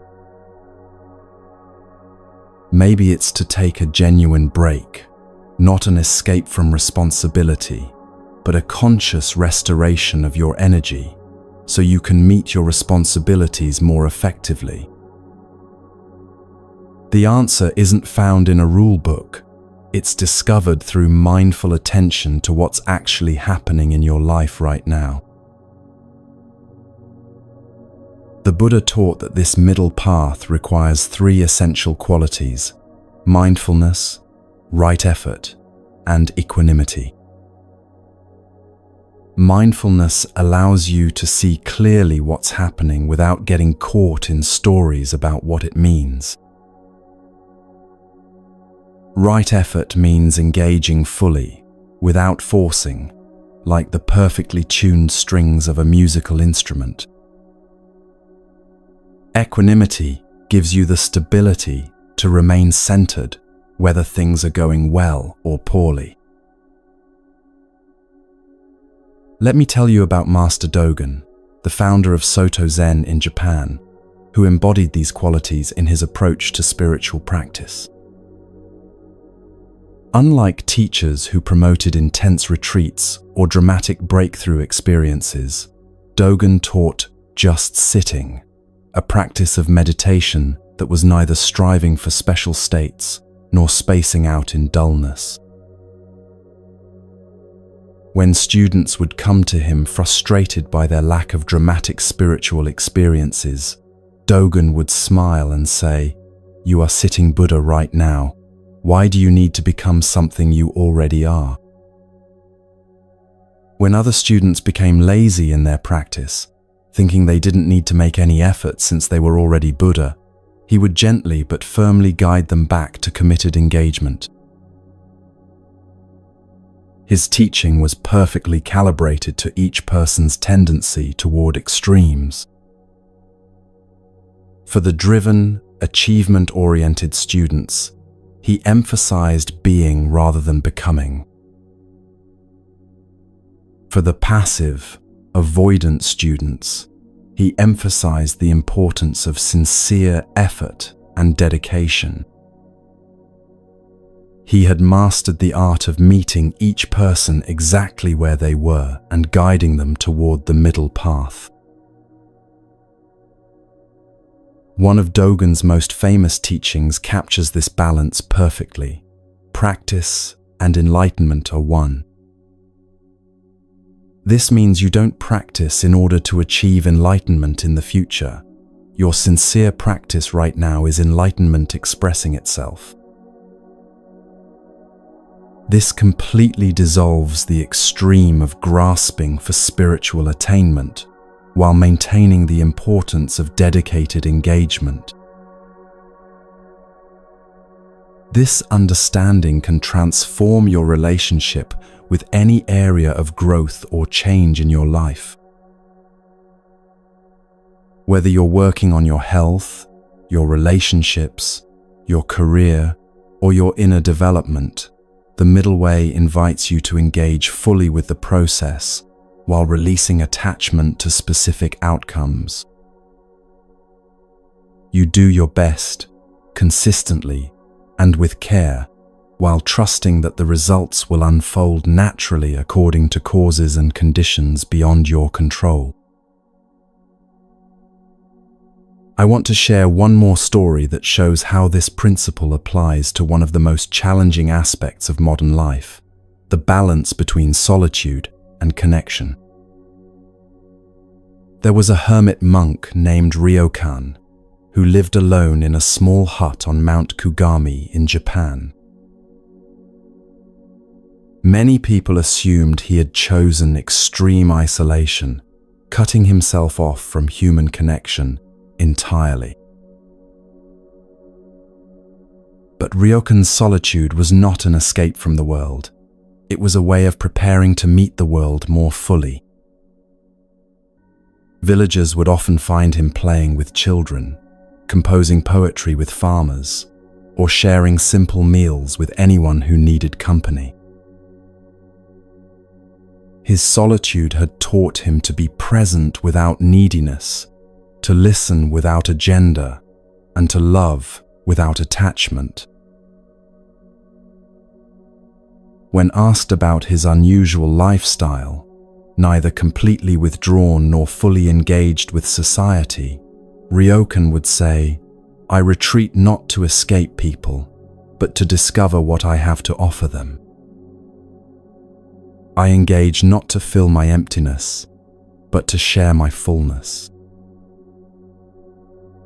Both solitude and connection become effortless when neither is driven by need. This is the essence of the middle way in relationships, learning to be alone without loneliness and connected without dependency. You cultivate the capacity to be complete within yourself while remaining open to deep intimacy with others. You neither cling to relationships out of fear of abandonment, nor avoid them out of fear of losing your independence. As you continue listening tonight, I want you to notice your own tendencies toward extremes. Do you tend to be over-responsible or under-responsible? Do you swing between perfectionism and giving up entirely? Do you alternate between people-pleasing and isolation? These patterns aren't moral failures. They're simply conditioned habits that developed as survival strategies at some point in your life. The middle way doesn't ask you to judge these tendencies or force yourself to change them immediately. Instead, it invites you to bring gentle awareness to them, to notice when you're being pulled toward an extreme, and to experiment with finding the responsive center between opposing forces. The Buddha said, "Better than 1,000 hollow words is one word that brings peace." The middle way is that one word, not a concept to understand intellectually, but a lived experience of moving through life with wisdom, balance, and responsive presence. It's the art of being fully engaged without being driven, completely relaxed without being passive, totally open without being naive. This path requires patience because it goes against our cultural conditioning toward quick fixes and dramatic solutions. The middle way is rarely dramatic. It's the quiet consistency of showing up day after day, the gentle persistence of staying present through both joy and difficulty, the humble wisdom of doing what's needed, without fanfare or recognition. But this patience is not passive waiting, it's active engagement with the present moment. It's the patience of a gardener who tends the soil, plants the seeds, and trusts the natural process of growth without trying to force flowers to bloom faster than their season allows. It's the patience of water that flows steadily around obstacles, neither rushing violently nor stagnating in pools, but finding the natural path forward through any terrain. As we reach this midpoint in our journey together tonight, take a moment to feel the relief that comes with releasing the burden of extremes. You don't have to have everything figured out perfectly. You don't have to choose between caring too much or not caring at all. You don't have to be either completely disciplined or completely spontaneous. The middle way gives you permission to be human, beautifully, imperfectly, responsively human. Notice how your body feels when you release the tension of trying to get life exactly right. Feel the spaciousness that opens when you stop forcing outcomes and start trusting the process. This is your natural state, not the extremes of grasping or avoiding, but the flowing responsiveness that knows how to meet each moment with appropriate action. You are learning to live like bamboo in the wind, flexible enough to bend without breaking, rooted enough to remain stable in storms, responsive enough to dance with whatever conditions arise. This is the ancient wisdom your modern life has been waiting for, not another system to master, but a way of being that brings peace to chaos, clarity to confusion, and grace to the inevitable challenges of being human. The middle way is not a destination you arrive at. It's a path you walk moment by moment, choice by choice, breath by breath. And right now, in this very moment, you are already walking it simply by listening with openness, by allowing these teachings to touch you without forcing them to change you, by being present to whatever is arising without needing it to be different. This is the profound ordinariness of awakening, not a special state you achieve, but the natural wisdom that emerges when you stop fighting life and start flowing with it.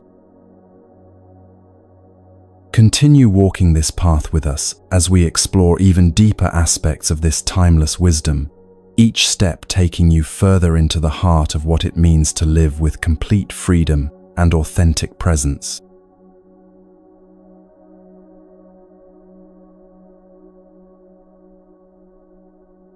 Right now, there's an ocean of feeling moving through you that you've probably been trying to control, manage, or escape your entire life. Waves of emotion rise and fall in your inner world. Anxiety about tomorrow, sadness about yesterday, anger at what shouldn't be, joy that feels too fragile to trust. You've been taught to see these emotions as problems to solve, enemies to defeat, or weaknesses to overcome. But what if I told you that your emotions are not obstacles on your path to peace? They are the very waves that can carry you there. The Buddha discovered something revolutionary about human emotions that goes against everything our culture teaches us. He realized that we don't suffer because we have difficult feelings. We suffer because we resist them, fight them, or become completely identified with them. Emotions are like weather patterns in the vast sky of your awareness. They arise naturally, move through your experience, and dissolve on their own when we stop interfering with their natural flow.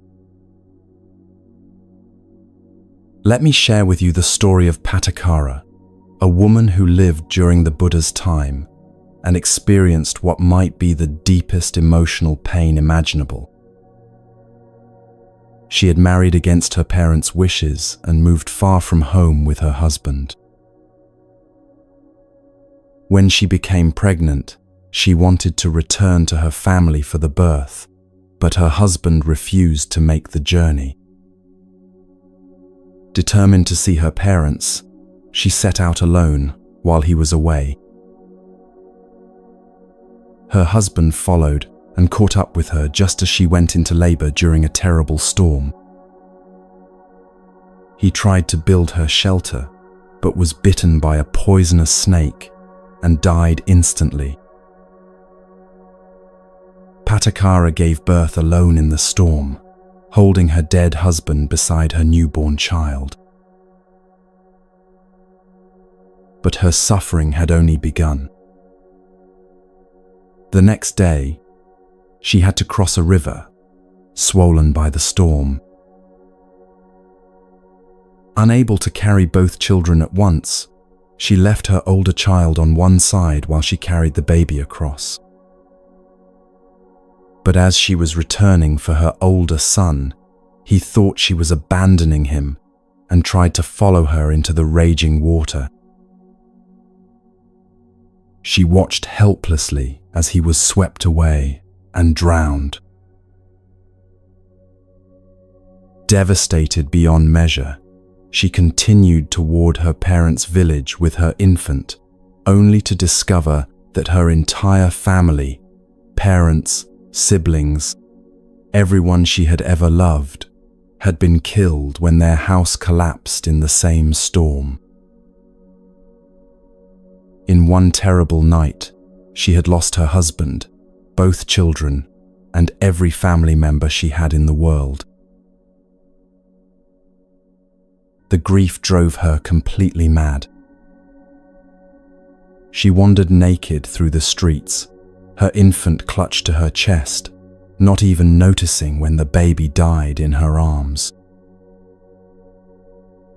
People threw stones at her, thinking she was possessed by demons. For months, she lived in this state of complete emotional dissolution, neither eating nor sleeping properly, lost in an ocean of pain so vast it seemed impossible to survive. One day, still carrying her dead infant, she stumbled into a grove where the Buddha was teaching. The crowd recoiled from this mad, filthy woman, but the Buddha looked at her with infinite compassion. "Sister," he said gently, "put down your burden and come sit with me." Something in his voice penetrated her madness. For the first time in months, she truly saw what she was carrying, her dead child, and the full reality of her losses crashed over her like a tidal wave. She began to wail with such intensity that everyone in the grove felt their hearts breaking just to hear it.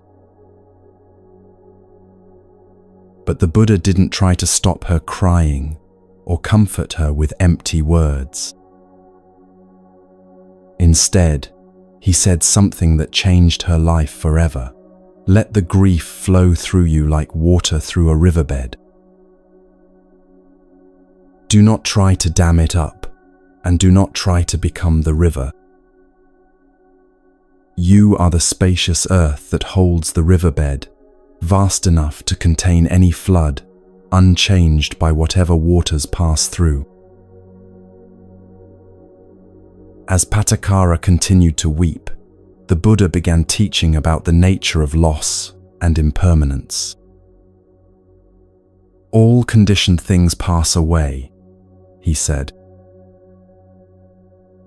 This is the nature of existence, not a cruel exception that has singled you out, but the fundamental truth that connects you to every being who has ever lived and loved and lost.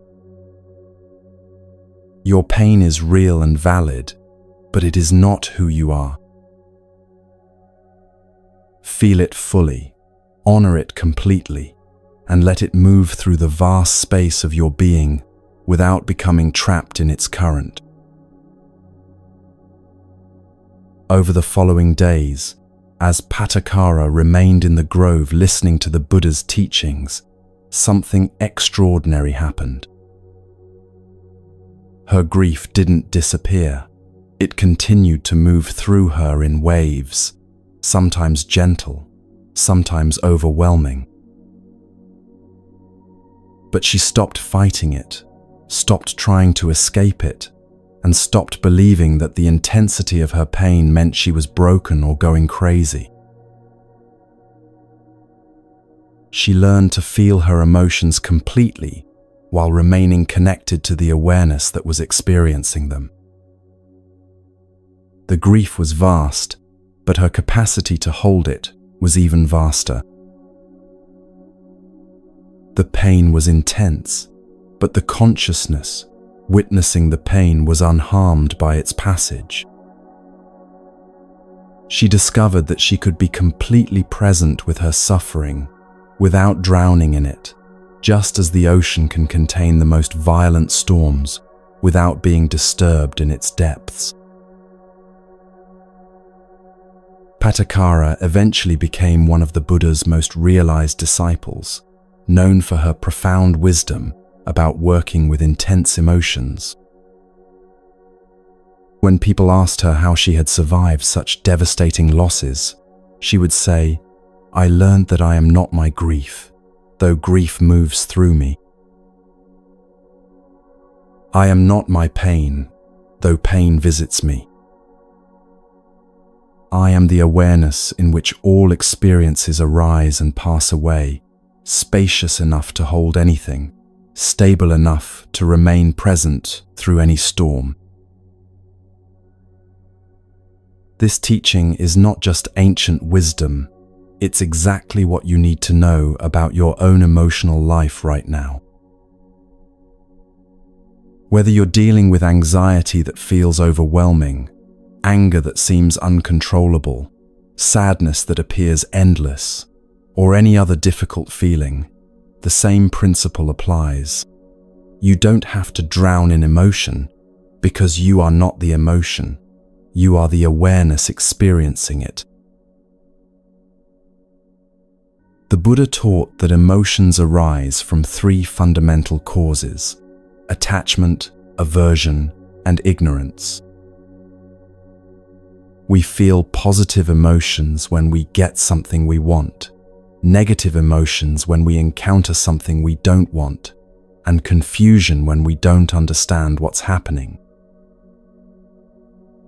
But here's the crucial insight. These emotional reactions are not permanent features of your personality. They're temporary responses to temporary conditions.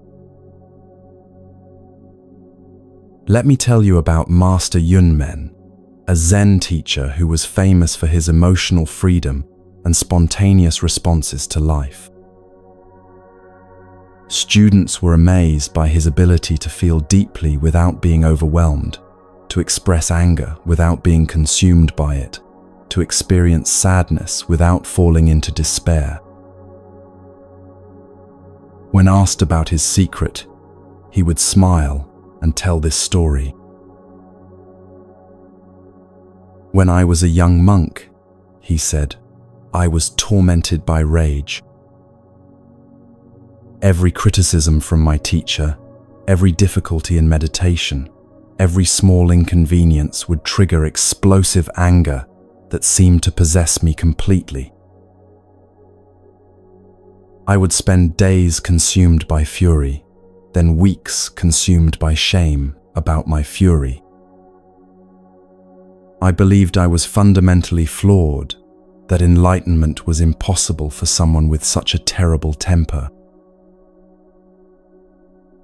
One day, after a particularly violent outburst, I was sitting by a mountain stream, hating myself and contemplating leaving the monastery forever.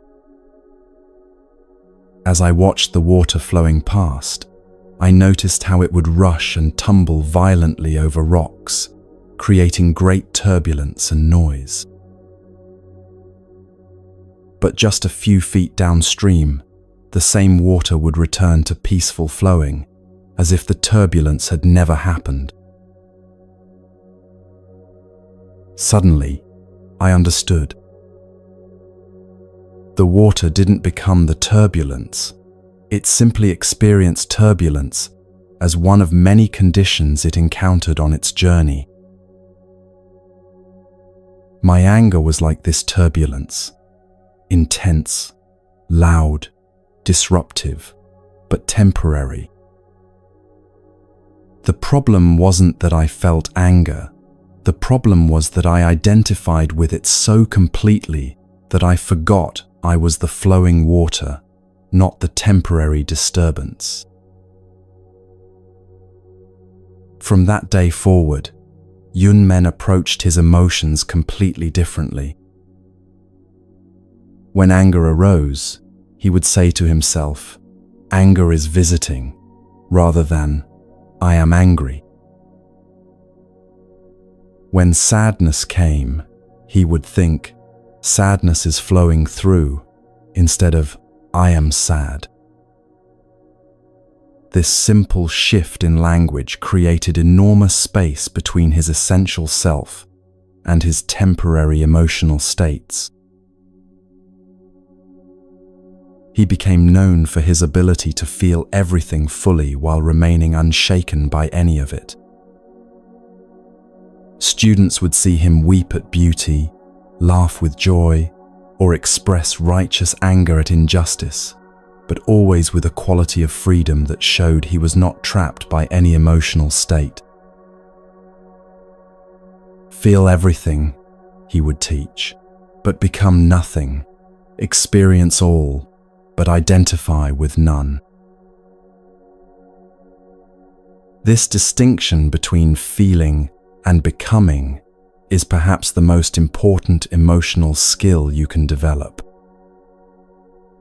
Right now, you probably have emotions that you've become so identified with that you can't imagine existing without them. Maybe you think of yourself as an anxious person, or someone who gets depressed, or a person with anger issues. But these labels are not describing your true nature. They're describing temporary patterns of emotional reactivity that have become habitual. The Buddha said, "You are not your anger, you are not your fear, you are not your sadness." These are experiences that arise in the sky of your awareness, like clouds that form and dissolve without staining the vastness that holds them. When you remember that you are the sky, not the weather, you discover a peace that no emotional storm can disturb. Let me share a story about a modern application of this wisdom. There was a therapist named Dr. Sarah Chen who worked with trauma survivors and had always prided herself on her professional composure. But when her teenage daughter was killed in a car accident, Sarah's carefully maintained emotional equilibrium shattered completely. For months, she was overwhelmed by waves of grief, rage, and despair that seemed to have no beginning or end. As a mental health professional, she knew all the theories about processing grief, but the reality of her loss was far more chaotic and uncontrollable than anything she had studied. She found herself cycling through emotions so rapidly that she felt like she was losing her mind. One particularly difficult evening, as she sat crying in her daughter's empty bedroom, Sarah remembered something a Buddhist teacher had once told her: "You cannot control the waves, but you can learn to surf." In that moment, she realized she had been trying to stop the ocean of her grief instead of learning to move with it. She began to practice what she called emotional surfing. Instead of fighting her feelings or trying to escape them, she would breathe deeply and say, "Grief is here, anger is here, despair is here." She would acknowledge each emotion as a temporary visitor, feeling it fully while remembering that she was the space in which it was occurring, not the emotion itself. This practice didn't make her grief disappear. It was still intense, still painful, still overwhelming at times. But it changed her relationship to the grief in a way that made it survivable. Instead of drowning in the waves, she learned to let them carry her, trusting that each wave would eventually return her to shore. Sarah's experience illustrates one of the most practical aspects of Buddhist emotional wisdom.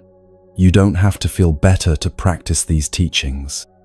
And the teachings aren't designed to make you feel better in the conventional sense. Instead, they help you develop the capacity to be present with whatever you're feeling without being overwhelmed by it. This presence, this ability to remain aware and responsive even in the midst of intense emotion, is what the Buddha called the supreme happiness, not the absence of difficult feelings, but the freedom to experience them without being destroyed by them.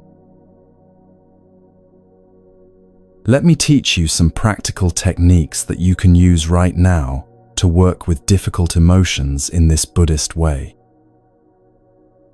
The first technique is called RAIN, and it stands for recognize, allow, investigate, and nurture.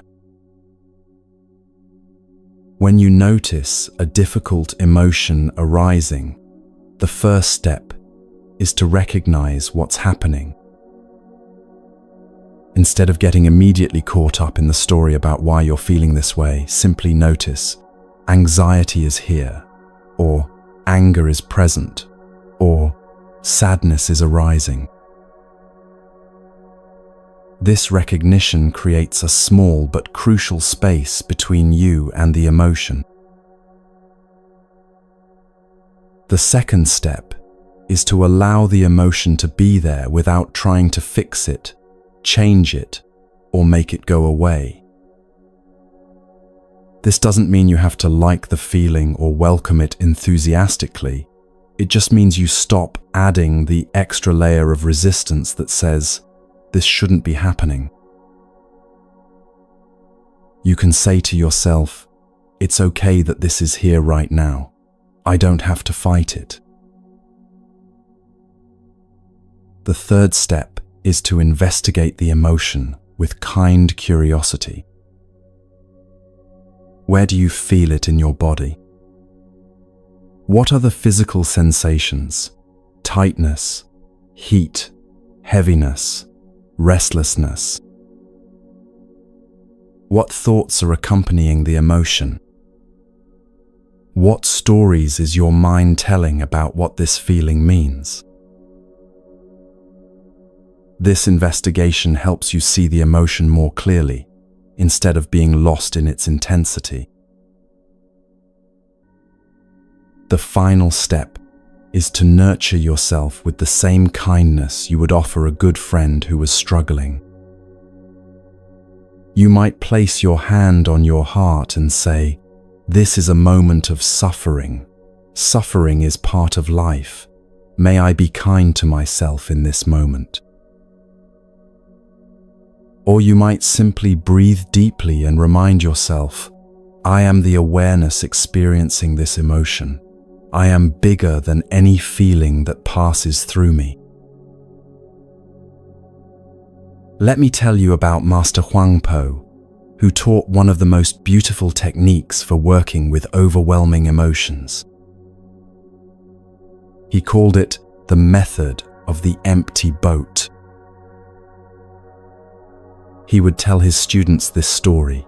Imagine you are in a small boat on a lake, enjoying the peaceful morning, when suddenly another boat crashes into yours.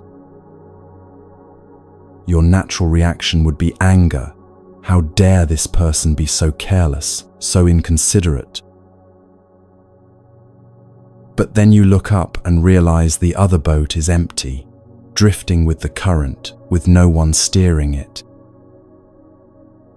Instantly, your anger disappears. Replaced by practical action, you simply push the empty boat away and continue on your journey. Your emotions, Huangpo would explain, are like empty boats that crash into the peaceful lake of your awareness. They seem to be steered by intention, by meaning, by someone who wants to disturb your peace. But when you look closely, you see they are empty, arising from conditions, not from any solid self or permanent cause. When you realize this, you stop taking them so personally and simply let them drift past without getting caught in their current. This teaching points to something profound. Most of our emotional suffering comes not from the emotions themselves, but from the stories we tell about them. We think our anxiety means we're weak, our anger means we're bad, our sadness means we're broken. But emotions are just energy moving through the body. They don't have inherent meaning until we give them meaning. Another powerful technique comes from the Tibetan Buddhist tradition and is called feeding your demons. This practice, developed by teacher Lama Tsultrim Alyon, involves personifying your difficult emotion and actually having a conversation with it. Instead of trying to get rid of the emotion, you ask it what it needs and offer to meet that need in a healthy way. For example, if you're struggling with chronic anxiety, you might visualize the anxiety as a character, perhaps a small, frightened animal or a worried old person. Then you would ask this character, "What do you need from me? What are you trying to protect me from?" Often, you'll discover that difficult emotions are actually trying to help you in misguided ways. Your anxiety might be trying to keep you safe. Your anger might be trying to protect your boundaries. Your sadness might be trying to help you process loss. When you acknowledge these positive intentions and find healthier ways to meet the underlying needs, the intense emotional charge often dissolves naturally. The anxiety realizes it doesn't have to be so vigilant because you're taking appropriate care of yourself. The anger relaxes because you're learning to set boundaries clearly and kindly. The sadness softens because you're giving it permission to flow without trying to shut it down. I want to tell you about a Zen master named Bankei, who discovered something remarkable about the relationship between emotions and identity. As a young man, he was consumed by what he called the burning question, an obsessive need to understand his true nature that drove him to extreme practices and nearly killed him. For years, he was tormented by doubt, fear, and spiritual ambition that seemed to possess him completely. One day, weakened by years of struggle and convinced he was dying, Bankei had a profound realization. As he lay coughing up blood, he suddenly saw that all his emotional turmoil was happening within a vast, unborn awareness that was completely unaffected by any of it. Even this dying, he realized, is just another experience arising in the deathless awareness that I am. From that moment forward, Bankei taught what he called the unborn Buddha, mind, the recognition that your essential nature is the awareness in which all experiences arise, including all emotions. This awareness is never born and never dies, never increases or decreases, never gets better or worse. It simply witnesses everything with perfect equanimity, like a mirror that reflects everything without being changed by anything it reflects. When anger arises, Bankei would teach, don't try to not be angry, and don't indulge in being angry. Simply recognize that anger is arising in the unborn Buddha mind, and it will naturally subside on its own. When sadness comes, don't push it away and don't get lost in it. Just see that sadness is appearing in the deathless awareness that you are, and it will pass like all temporary phenomena. This teaching offers perhaps the most radical reframe possible for working with difficult emotions. You don't need to heal them, transform them, or transcend them. You simply need to recognize that they are temporary visitors in the vast space of your being, and this recognition itself is enough to prevent you from drowning in their intensity.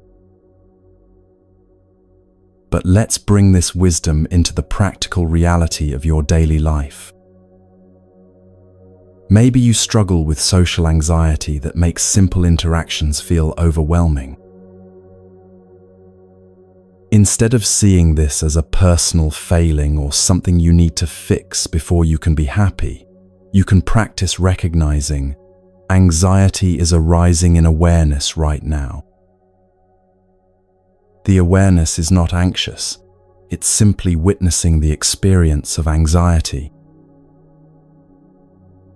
I can feel the physical sensations, notice the worried thoughts, and remain connected to the spacious presence that is observing it all. Or perhaps you deal with depression that makes everything feel heavy and meaningless. Rather than identifying completely with the depressed state, you can practice seeing depression is moving through me like weather through the sky. The sky is not depressed, it simply provides space for all weather to arise and pass away. I can honor this sadness, feel it fully, and trust that like all weather, it will eventually change. Maybe you struggle with anger that feels dangerous and uncontrollable. Instead of judging yourself as a bad person or trying to suppress the anger completely, you can learn to observe anger is present in this moment. It has its own energy, its own message, its own natural lifespan. I can listen to what it's trying to tell me without acting from it impulsively, and I can let it move through me without becoming it. The Buddha taught that this way of working with emotions leads to what he called the 4 unlimited qualities: loving, kindness, compassion, appreciative joy, and equanimity.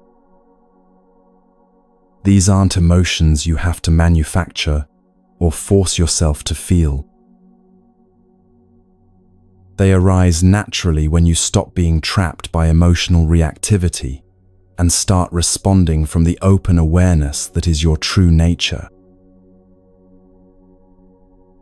Loving kindness emerges when you're no longer defended against life. Compassion flows when you understand that everyone is struggling with the same human challenge of learning to work skillfully with difficult emotions. Appreciative joy bubbles up when you're not comparing your inner experience to anyone else's. And equanimity, the ability to remain present and responsive, regardless of circumstances, becomes your natural state when you're no longer identified with the temporary weather patterns of emotion. Let me share one final story that illustrates the profound freedom that comes from mastering this approach to emotions. There was a woman named Kisagotami who lived during the Buddha's time and became famous for her emotional resilience and wisdom. But she hadn't always been this way. In fact, her journey began with the most devastating emotional crisis imaginable. After losing her only child and searching desperately for a way to bring him back to life, Kisagotami found the Buddha and begged him for help. The Buddha agreed to help her, but first asked her to bring him a mustard seed from a household where no one had ever died. As she went from house to house, she discovered that loss and death were universal human experiences. Every household had been touched by grief. This realization didn't take away her pain, but it transformed her relationship to it completely. She understood that her suffering was not a personal punishment or a sign that something was wrong with her. It was part of the shared human experience of loving and losing in a world where everything changes. This understanding gave her the strength to feel her grief fully without being destroyed by it.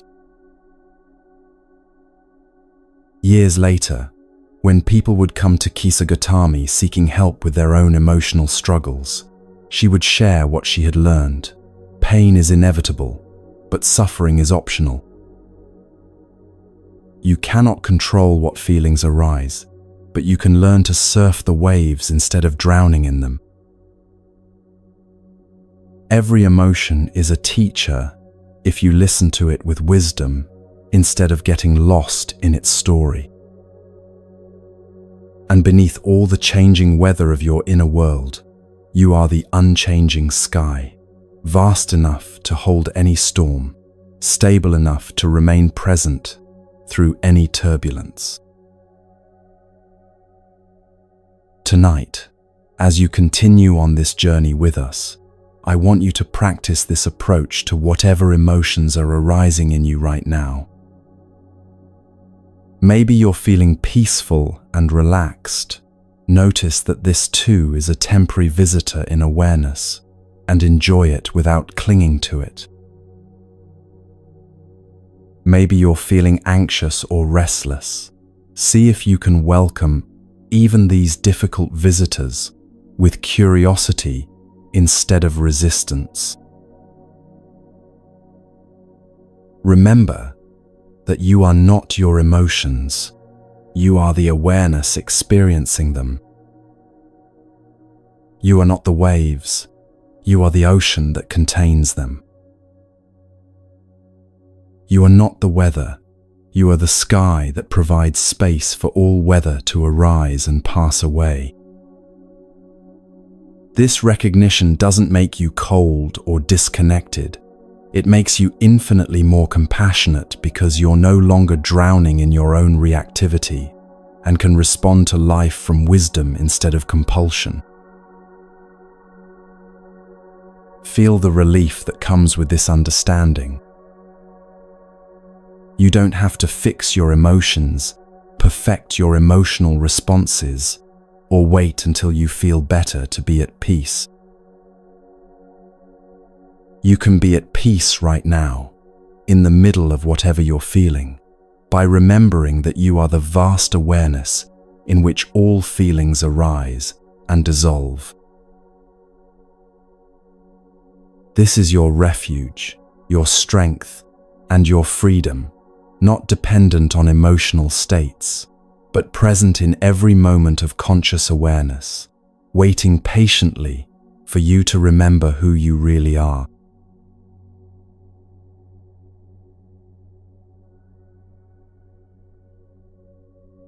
Every word you speak is a seed planted in the field of reality, and right now, you're surrounded by the harvest of every conversation you've ever had.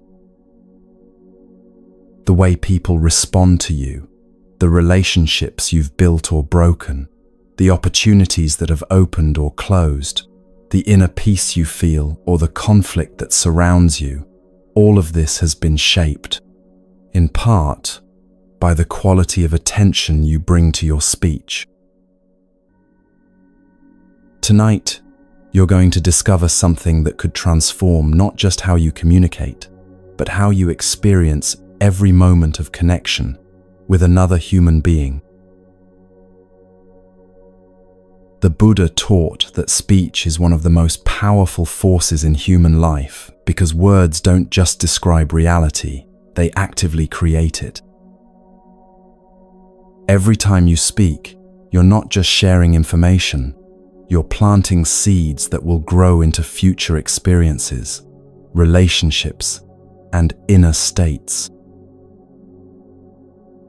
He called this speech karma, the understanding that our words have consequences that ripple far beyond the moment they're spoken, shaping our lives in ways we rarely recognize.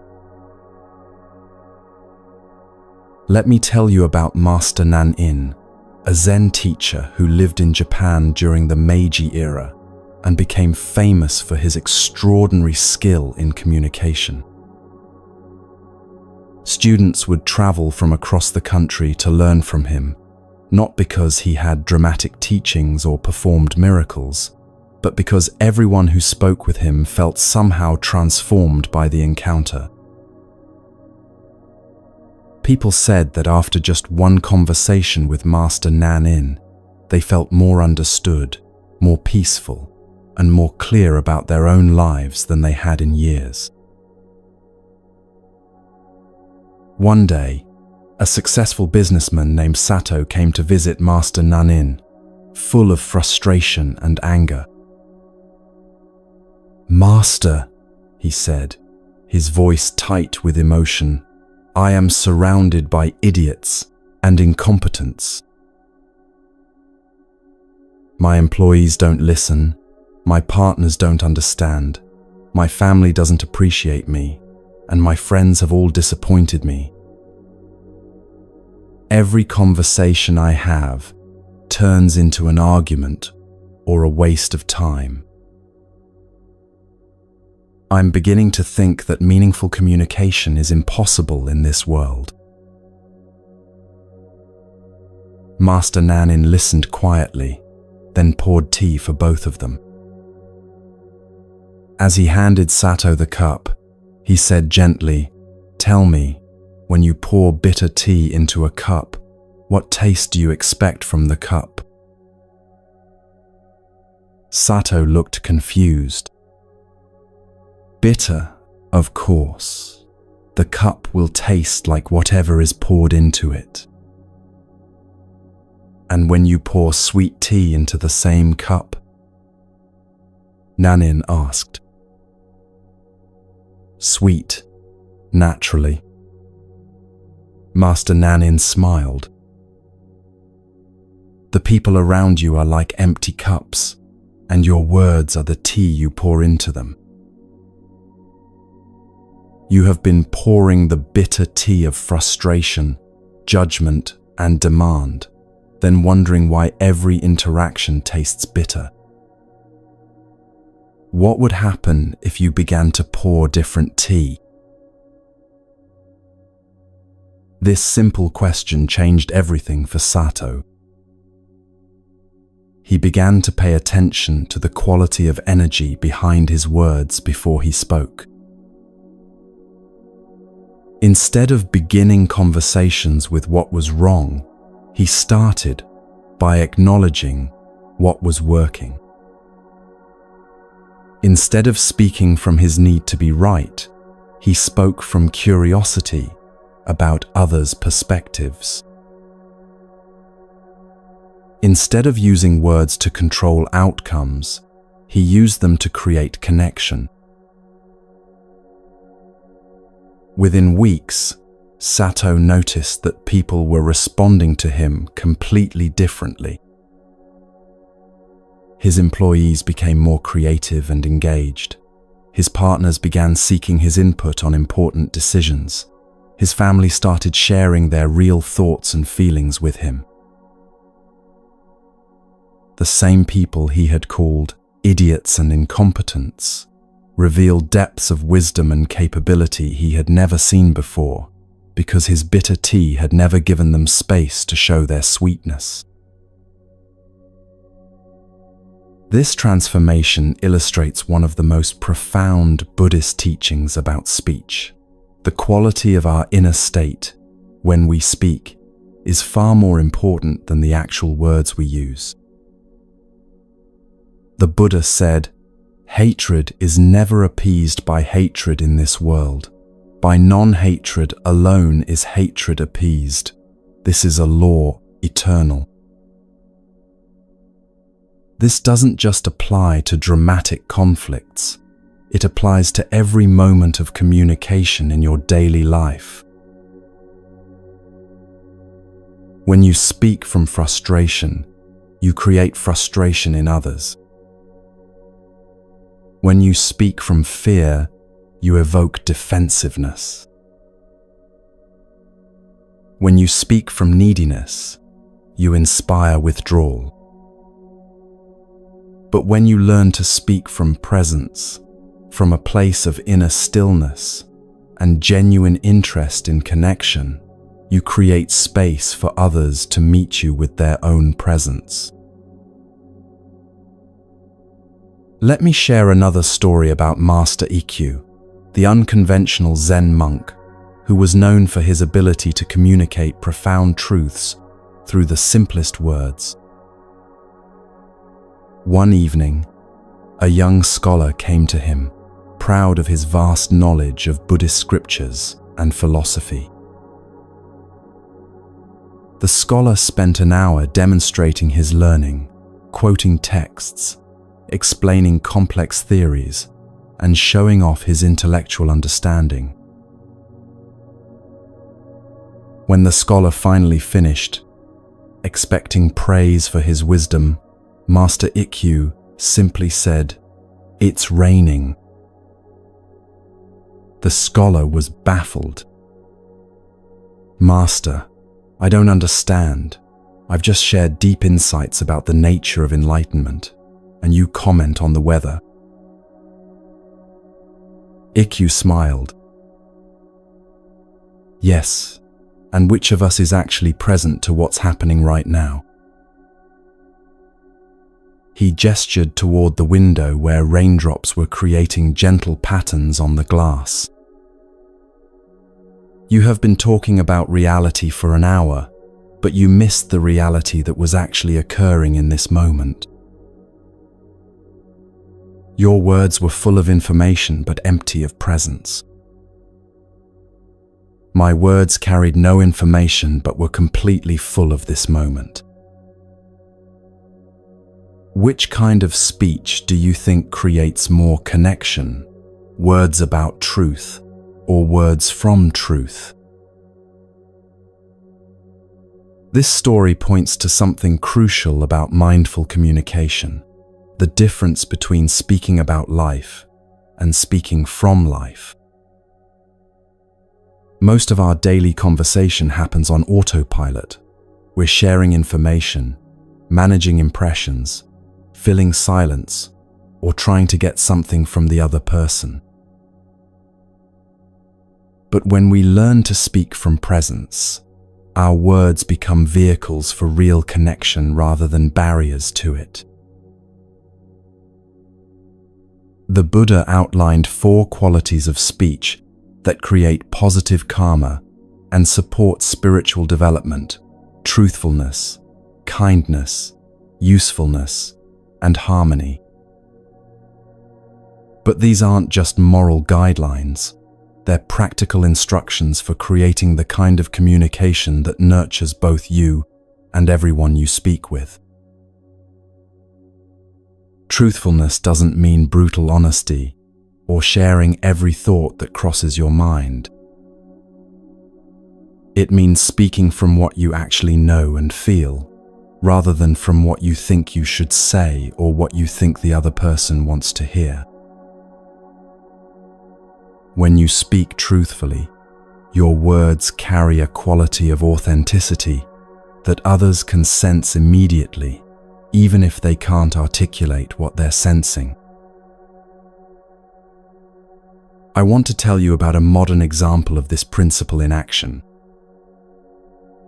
There was a woman named Jennifer who worked as a manager in a large corporation and prided herself on always being positive and supportive with her team. But despite her constant encouragement and cheerful demeanor, her employees seemed distant and unmotivated, and she couldn't understand why her communication wasn't working. One day, during a particularly challenging project, Jennifer felt overwhelmed and exhausted but tried to maintain her usual upbeat attitude during a team meeting. Halfway through her enthusiastic pep talk, she suddenly stopped and said, "I need to be honest with you all. I'm actually feeling pretty overwhelmed right now, and I imagine some of you might be feeling the same way. Instead of pretending everything is perfect, maybe we could talk about what's really challenging about this project and figure out how to support each other through it." The change in the room was immediate and palpable. Her team members began sharing their own struggles and concerns, offering practical solutions and emotional support to each other. For the first time in months, Jennifer felt genuinely connected to her team, and they began working together with an energy and creativity that surprised everyone. Later, one of her employees told her, "We always appreciated your positivity, but we could tell it wasn't really authentic. When you started being honest about your own experience, it gave us permission to be real too. That's when we could actually help each other instead of just pretending everything was fine." This illustrates the power of speaking from truth rather than from image management. When your words come from what's actually happening in your experience, they create an invitation for others to be authentic as well. This authenticity is what transforms ordinary conversation into meaningful connection. The second quality, kindness, is often misunderstood as always being nice or agreeable. But Buddhist kindness in speech is more about the intention behind your words than their surface content. You can say difficult things with kindness when your intention is to help rather than to hurt, to clarify rather than to confuse, to connect rather than to control. Master Joshu, the Zen teacher who lived to be 120, was famous for his kind but uncompromising way of responding to students' questions. People would come to him with elaborate spiritual problems, seeking complex solutions, but Joshu had a gift for cutting through confusion with startling directness. One day, a monk approached him saying, "Master, I've been meditating for years, studying scriptures, following all the rules, but I still don't feel enlightened. What am I doing wrong? What more do I need to do to find peace?" Joshu looked at him with twinkling eyes and said, "Go drink some tea." The monk was frustrated. "Master, I'm asking about the deepest questions of existence, and you tell me to drink tea. This isn't helpful."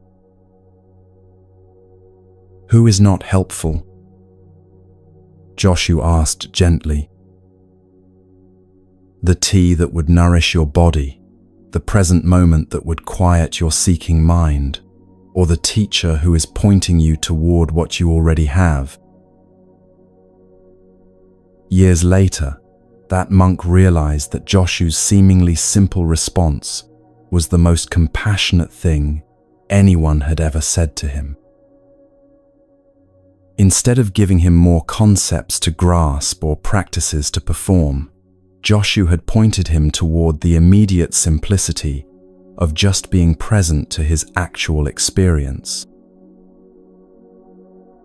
The kindness wasn't in the words themselves, it was in the love that wanted to free him from unnecessary complexity. This teaches us that truly kind speech sometimes means saying what the other person needs to hear rather than what they want to hear. But the key is that this challenging speech comes from care, not from anger, from wisdom, not from superiority, from a genuine desire to help, not from a need to be right. The third quality, usefulness, asks us to consider whether our words actually serve the situation or the relationship. So much of our speech is either unnecessary commentary or repetitive patterns that don't add anything meaningful to the moment. When you learn to pause before speaking and ask, "Will these words help?" you discover how much of your usual conversation is just mental noise being shared aloud. There's a beautiful Zen story about Master Huang Po, who was known for his powerful silence as much as his profound words. A visiting scholar once spent an entire afternoon with him, expecting deep philosophical discussions, but Huang Po said almost nothing.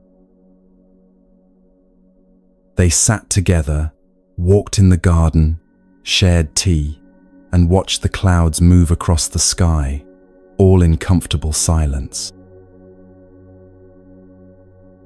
As the scholar was preparing to leave, feeling slightly disappointed by the lack of verbal teaching, Huang Po finally spoke, "Tell me, in all your years of studying and discussing philosophy, have you ever had a conversation more satisfying than this one?" The scholar paused, surprised to realize that he felt more peaceful and clear than he had after any intellectual discussion. "No, Master, this silence has been more profound than all my talking." "Then you understand," Huang Po smiled, "that sometimes the most useful speech is no speech at all. Words should be like medicine, used only when they heal, only in the right dosage, and never when silence would serve better." This teaching is particularly relevant in our current culture of constant communication.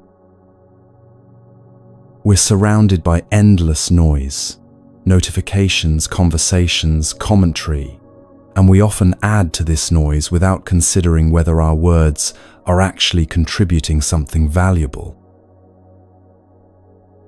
Learning to speak only when your words serve a genuine purpose creates space for more meaningful communication when you do choose to speak. The fourth quality, harmony, is about using speech to build bridges rather than walls, to create understanding rather than division, to find common ground rather than emphasize differences. This doesn't mean avoiding difficult topics or pretending to agree when you don't. It means approaching even challenging conversations with the intention to connect rather than to win, to understand rather than to dominate. Let me tell you about Master Yun Men, who was renowned for his ability to engage in the most heated discussions without creating enemies. One day, two monks came to him with a bitter dispute about the correct interpretation of a Buddhist text. Each was convinced the other was dangerously wrong, and their argument had been going on for weeks, creating tension throughout the monastery. Instead of taking sides or offering his own interpretation, Yun Men listened carefully to both positions. Then he said, "You are both completely right, and you are both completely wrong." The monks were baffled. "Master, how can we both be right and wrong about the same thing?" "You are both right about what the text means to you in this moment," Yun Men explained. "Your understanding serves your current level of development and addresses your particular spiritual needs. But you are both wrong in thinking that your interpretation is the only valid one, or that the other's understanding threatens the truth. He continued, "The Buddha's teaching is like water that takes the shape of whatever container holds it. When poured into a round bowl, it becomes round. When poured into a square cup, it becomes square." The teaching itself is unchanged, but it manifests differently for each person who receives it. Instead of arguing about whose container is correct, why not be grateful that the same truth can nourish different people in different ways? This approach completely shifted the monks' relationship to their disagreement. Instead of seeing each other as threats to truth, they began to see each other as fellow seekers exploring different facets of the same wisdom. Their discussion continued, but now with curiosity instead of hostility, with mutual respect instead of defensive positioning.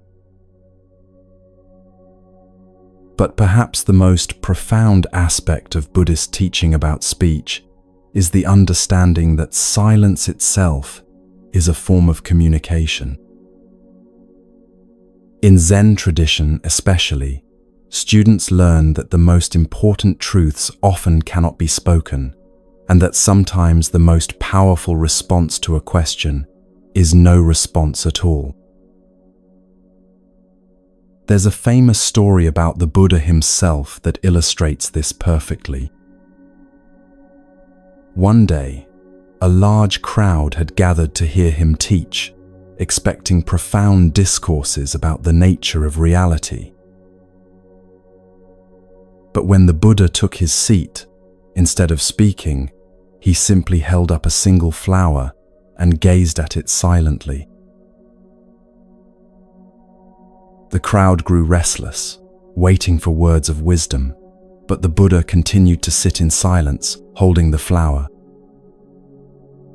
Most people were confused or disappointed, but one disciple, Mahakasyapa, suddenly smiled with deep understanding. In that moment of recognition, the Buddha nodded and said, "I have the treasure of the true Dharma I, the marvelous mind of nirvana, which I now entrust to Mahakasyapa." This story, known as the Flower Sermon, is considered the beginning of the Zen tradition because it points to the reality that the deepest truths cannot be captured in words. They can only be transmitted from presence to presence, in moments of direct recognition that transcend verbal communication. This doesn't mean that words are unimportant, or that we should stop talking entirely. Rather, it suggests that our words are most powerful when they arise from the same silence that held the Buddha's flower, from a place of deep presence and authentic connection rather than from mental noise or social conditioning. Let me share a practical way to begin developing this quality of mindful speech in your daily life. Before you speak in any conversation, whether it's casual small talk or an important discussion, try pausing for just one breath and asking yourself 3 questions. Is this true? Is this kind? Is this necessary? This simple practice can transform your communication immediately. You'll discover how often you speak from habit rather than choice, how many words you use that don't actually serve the conversation, and how much more powerful your speech becomes when it's filtered through these 3 qualities. The question, "Is this true?" helps you speak from authenticity rather than from what you think you should say. "Is this kind?" ensures that your words come from care rather than from ego or reactive emotion. "Is this necessary?" prevents you from adding unnecessary noise to the world and helps you use your words more intentionally. Another powerful practice comes from the Vietnamese Zen master Thich Nhat Hanh, who taught deep listening as the foundation of mindful communication. Before focusing on what you want to say, you first learn to listen with your whole being, not just to the words the other person is speaking, but to the emotions, needs, and deeper intentions beneath their words. When you listen this deeply, you naturally begin to respond rather than react. Your words come from understanding rather than from assumption, from compassion rather than from defensiveness. People can sense when they're being truly heard, and this quality of listening often does more to heal and connect than any particular words you might speak. I want to tell you about a woman named Susan who transformed her marriage by applying these principles of mindful communication. She and her husband David had been stuck in repetitive patterns of conflict for years. The same arguments about money, household responsibilities, and time management that seemed to go nowhere and left both of them feeling unheard and unappreciated. One evening, after another frustrating argument, Susan remembered something she had learned about Buddhist speech practices. Instead of continuing to defend her position or trying to make David understand her point of view, she took a deep breath and said, "I want to start over. I realize I haven't been really listening to you. I've been planning what to say next. Could you help me understand what you're actually feeling about this situation?" The shift in David's response was immediate. Instead of the defensive explanations he usually offered, he began sharing his deeper concerns and fears about their financial future. As Susan listened without preparing her rebuttal, she began to understand that his focus on budgeting wasn't about controlling her spending. It was about wanting to feel secure enough to enjoy their life together. When it was her turn to speak, Susan found that her words came from a completely different place. Instead of defending her right to spend money, she could acknowledge his need for security, while also sharing her need for some financial freedom to express generosity and spontaneity. They were able to find solutions that honored both needs because they were finally communicating from understanding rather than from positions. Over time, this approach transformed not just their conflicts but their entire relationship. They discovered that most of their arguments had been about surface issues, but their underlying needs for security, appreciation, autonomy, and connection were actually compatible. When they learned to speak from these deeper truths, rather than from defensive strategies, they could work together as partners rather than adversaries. The Buddha taught that right speech is not just about the words you say, but about the mental state from which you speak. When your mind is agitated, angry, or grasping, even well-intentioned words can create harm. But when you speak from inner stillness, even difficult truths can be received with openness and gratitude. This is why many Buddhist practitioners spend time in silent meditation before important conversations. Not to plan what they'll say, but to connect with the quality of presence that makes authentic communication possible. In this stillness, you can feel the difference between words that come from ego and words that come from wisdom, between speech that seeks to control and speech that seeks to serve. Master Dogen taught his students a practice called just sitting, just speaking, the idea that both meditation and communication are opportunities to express your Buddha nature when done with complete presence. When you sit, just sit completely, he would say. When you speak, just speak completely. Don't sit while planning what to say, and don't speak while thinking about something else. Full presence in each activity is the practice. This complete presence is what transforms ordinary conversation into what Zen calls Dharma transmission, moments when truth is shared not through the content of words, but through the quality of being from which they arise. You've probably experienced this yourself, times when someone said something simple, but the way they said it touched you deeply and changed how you saw things.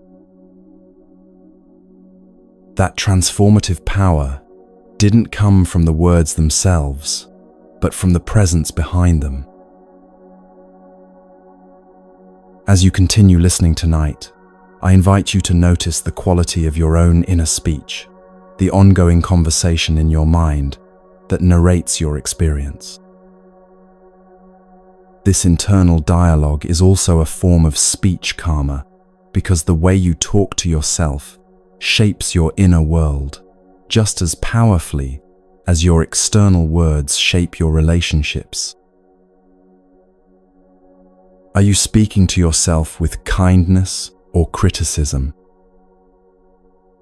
Are your internal words truthful or distorted by fear and assumption? Are your thoughts useful, helping you navigate life skillfully? Or are they repetitive worry that serves no purpose?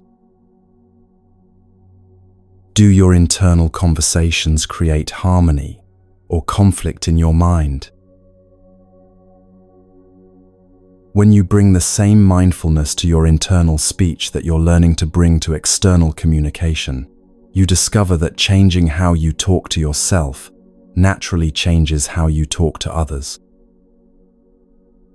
The critical voice that judges everyone around you is usually the same voice that's constantly judging you. The impatient tone you use with family members often mirrors the impatience you feel toward your own mistakes and limitations. But as you learn to speak to yourself with the same kindness, truthfulness, usefulness, and harmony that you're cultivating in outer relationships, you'll find that all your communication becomes more spacious, more healing, and more authentic. This isn't about positive thinking or forcing yourself to be nice. It's about recognizing that your words, both internal and external, are seeds that create the garden of your experience. The Buddha said, "Better than 1,000 hollow words is one word that brings peace." Tonight, as you prepare to rest, consider making this commitment to yourself. Tomorrow, let your words be seeds of peace. Not perfect words, not always gentle words, but words that come from presence rather than pressure, from truth rather than habit, from care rather than carelessness. When you speak from this place, you'll discover that communication becomes less about getting something from others and more about offering something to them. Less about defending your position and more about creating connection. Less about filling silence and more about sharing presence. This is the gift of mindful speech. It transforms every conversation into an opportunity for greater understanding, deeper intimacy, and more authentic relationship with both yourself and others. Let this understanding settle into your being as we continue our journey together. Your words have power, the power to heal or harm, to create connection or separation, to plant seeds of peace or discord. Use this power wisely. Speak from the stillness that holds all words, and let your speech become a bridge to the deeper truth that connects all beings in understanding and love.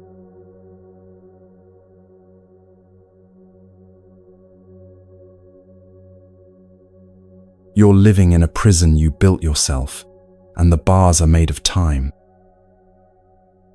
Not the natural rhythm of sunrise and sunset, not the seasons that guide the earth's breathing, but the artificial urgency that whispers constantly in your mind, "Hurry up, you're behind.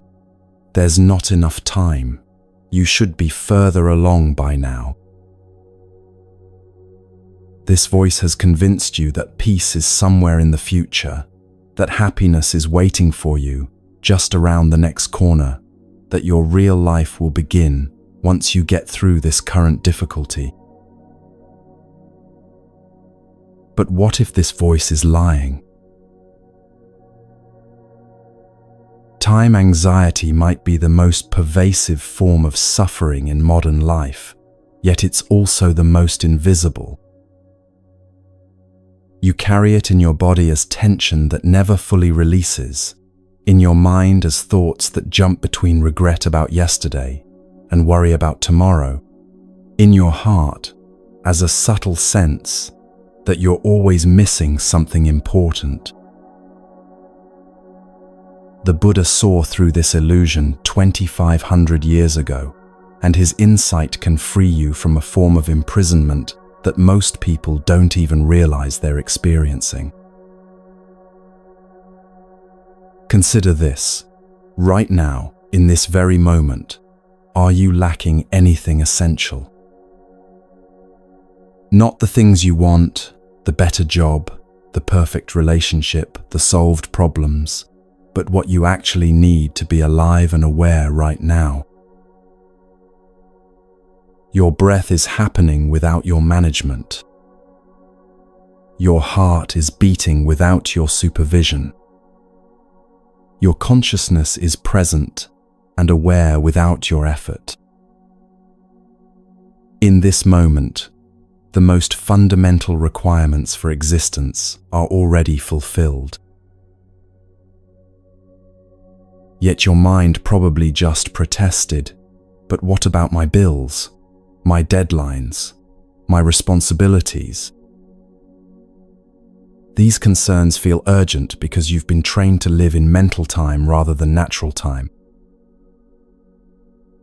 Mental time is the realm of should have and need to and running out of.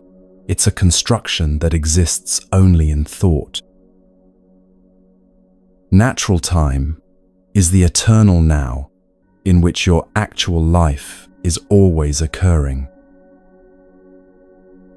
The Heart Sutra, one of Buddhism's most profound texts, contains a phrase that points directly to this freedom: gate, gate, paragate, parasamgate, bodhisvaha.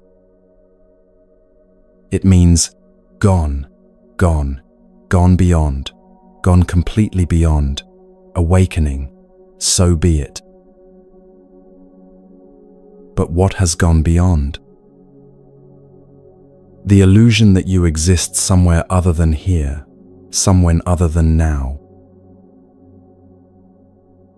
There was a student who came to Master Joshu in a state of complete desperation about time. "Master," she said, "I'm 35 years old and I've wasted my life. I should have started spiritual practice when I was 20. I should have made different career choices. I should have been more disciplined, more focused, more committed. Now it's too late to become enlightened in this lifetime. I've missed my chance for true spiritual development." Joshu listened to her litany of temporal regrets, then asked a simple question. When you were 20, were you here? She looked confused. What do you mean, Master? Of course I was here when I was 20. Where is that 20-year-old now? He asked gently. She's gone, the student replied. She's in the past. And where is the 40-year-old you who will supposedly be too old for enlightenment? In the future, she said, beginning to understand. Then tell me, Joshu smiled, who is here right now to become enlightened? This exchange reveals something crucial about temporal suffering. We torture ourselves with stories about people who don't exist anymore, our past selves, or people who may never exist, our imagined future selves, while completely ignoring the only person who can actually experience awakening, the one who is here now. But let's go deeper into how this time-based thinking actually creates suffering. When you live in the future mentally, you're essentially saying that this moment is not enough, not worthy of your full attention, not the real moment of your life. You treat the present like a waiting room for a more important appointment that never comes. This creates a subtle but persistent sense of dissatisfaction that colors every experience.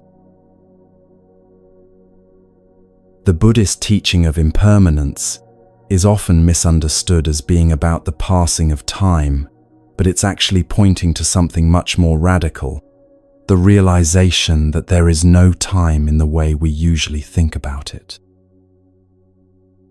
There is only the eternal now, appearing to unfold in sequential moments, like frames in a movie creating the illusion of movement. Each moment is complete in itself, lacking nothing, requiring no future moment to fulfill it. Master Huangpo expressed this beautifully when he said, "The past is already gone, the future is not yet here, and the present moment is empty of inherent existence." This emptiness he speaks of is not a void, it's the spacious awareness in which all experiences of time arise and dissolve. You are not in time, time is in you. Think about your actual experience of time right now. Can you find the past anywhere except in memory? Can you locate the future anywhere except in imagination?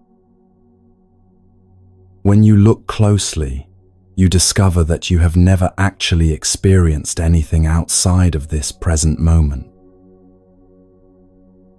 Every memory you have was experienced as now when it happened.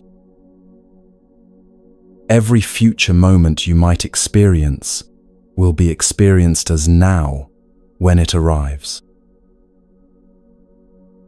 The present is not a narrow slice between past and future, it's the entire field of experience itself. This understanding completely transforms your relationship with planning, goals, and responsibilities. You don't stop engaging with practical time. You still make appointments, plan for the future, and learn from the past. But you stop believing that your happiness, peace, or fundamental well-being depends on any particular temporal outcome. A businessman named Chen discovered this during what he thought would be the worst period of his life. His company was failing, his marriage was struggling, and he was consumed with anxiety about an uncertain future. Every day was torture, because he spent it either regretting past decisions or frantically trying to control outcomes that were largely beyond his influence. One evening, walking home through the city after another devastating day, Chen passed a small park where an old man was sitting peacefully on a bench, feeding pigeons. Something about the man's complete presence in this simple activity stopped Chen in his tracks. He sat down on the same bench and watched as the old man offered breadcrumbs with such attention and care that it seemed like the most important activity in the world. "How can you be so peaceful?" Chen finally asked. "Don't you have worries, problems, things you need to figure out?" The old man smiled. "Of course I have concerns," he said. "My health is failing. My children live far away. I don't have much money. But right now, in this moment, there are pigeons to feed. Tomorrow, there will be whatever tomorrow brings. Yesterday brought me here to this bench. But this feeding of pigeons, this is my actual life. Everything else is just stories I tell myself about life." Chen sat with this man for an hour, not talking much, just watching the pigeons and feeling something in his chest gradually unclench. For the first time in months, he wasn't mentally rehearsing business strategies or worrying about his marriage. He was simply present to the reality of sitting on a bench in the evening air, watching birds receive food from a kind stranger. When he finally got home, Chen's external circumstances hadn't changed. The same problems were waiting for him. But his relationship to them had shifted completely. Instead of being overwhelmed by the entire future, he could focus on what actually needed his attention today. Instead of being paralyzed by regret about past mistakes, he could learn from them and take the next appropriate action. He had found what the Zen masters call one mind, complete presence to what is actually happening now. Over the following months, as Chen continued to practice returning to the present moment, something remarkable happened. His business problems didn't disappear, but he approached them with clearer thinking and less emotional reactivity. His marriage didn't become perfect, but he and his wife could address their actual issues instead of fighting about imaginary future scenarios or past resentments. He discovered that presence isn't passive, it's the most active and effective way to engage with life, because it allows you to respond to what's actually happening rather than what you think is happening.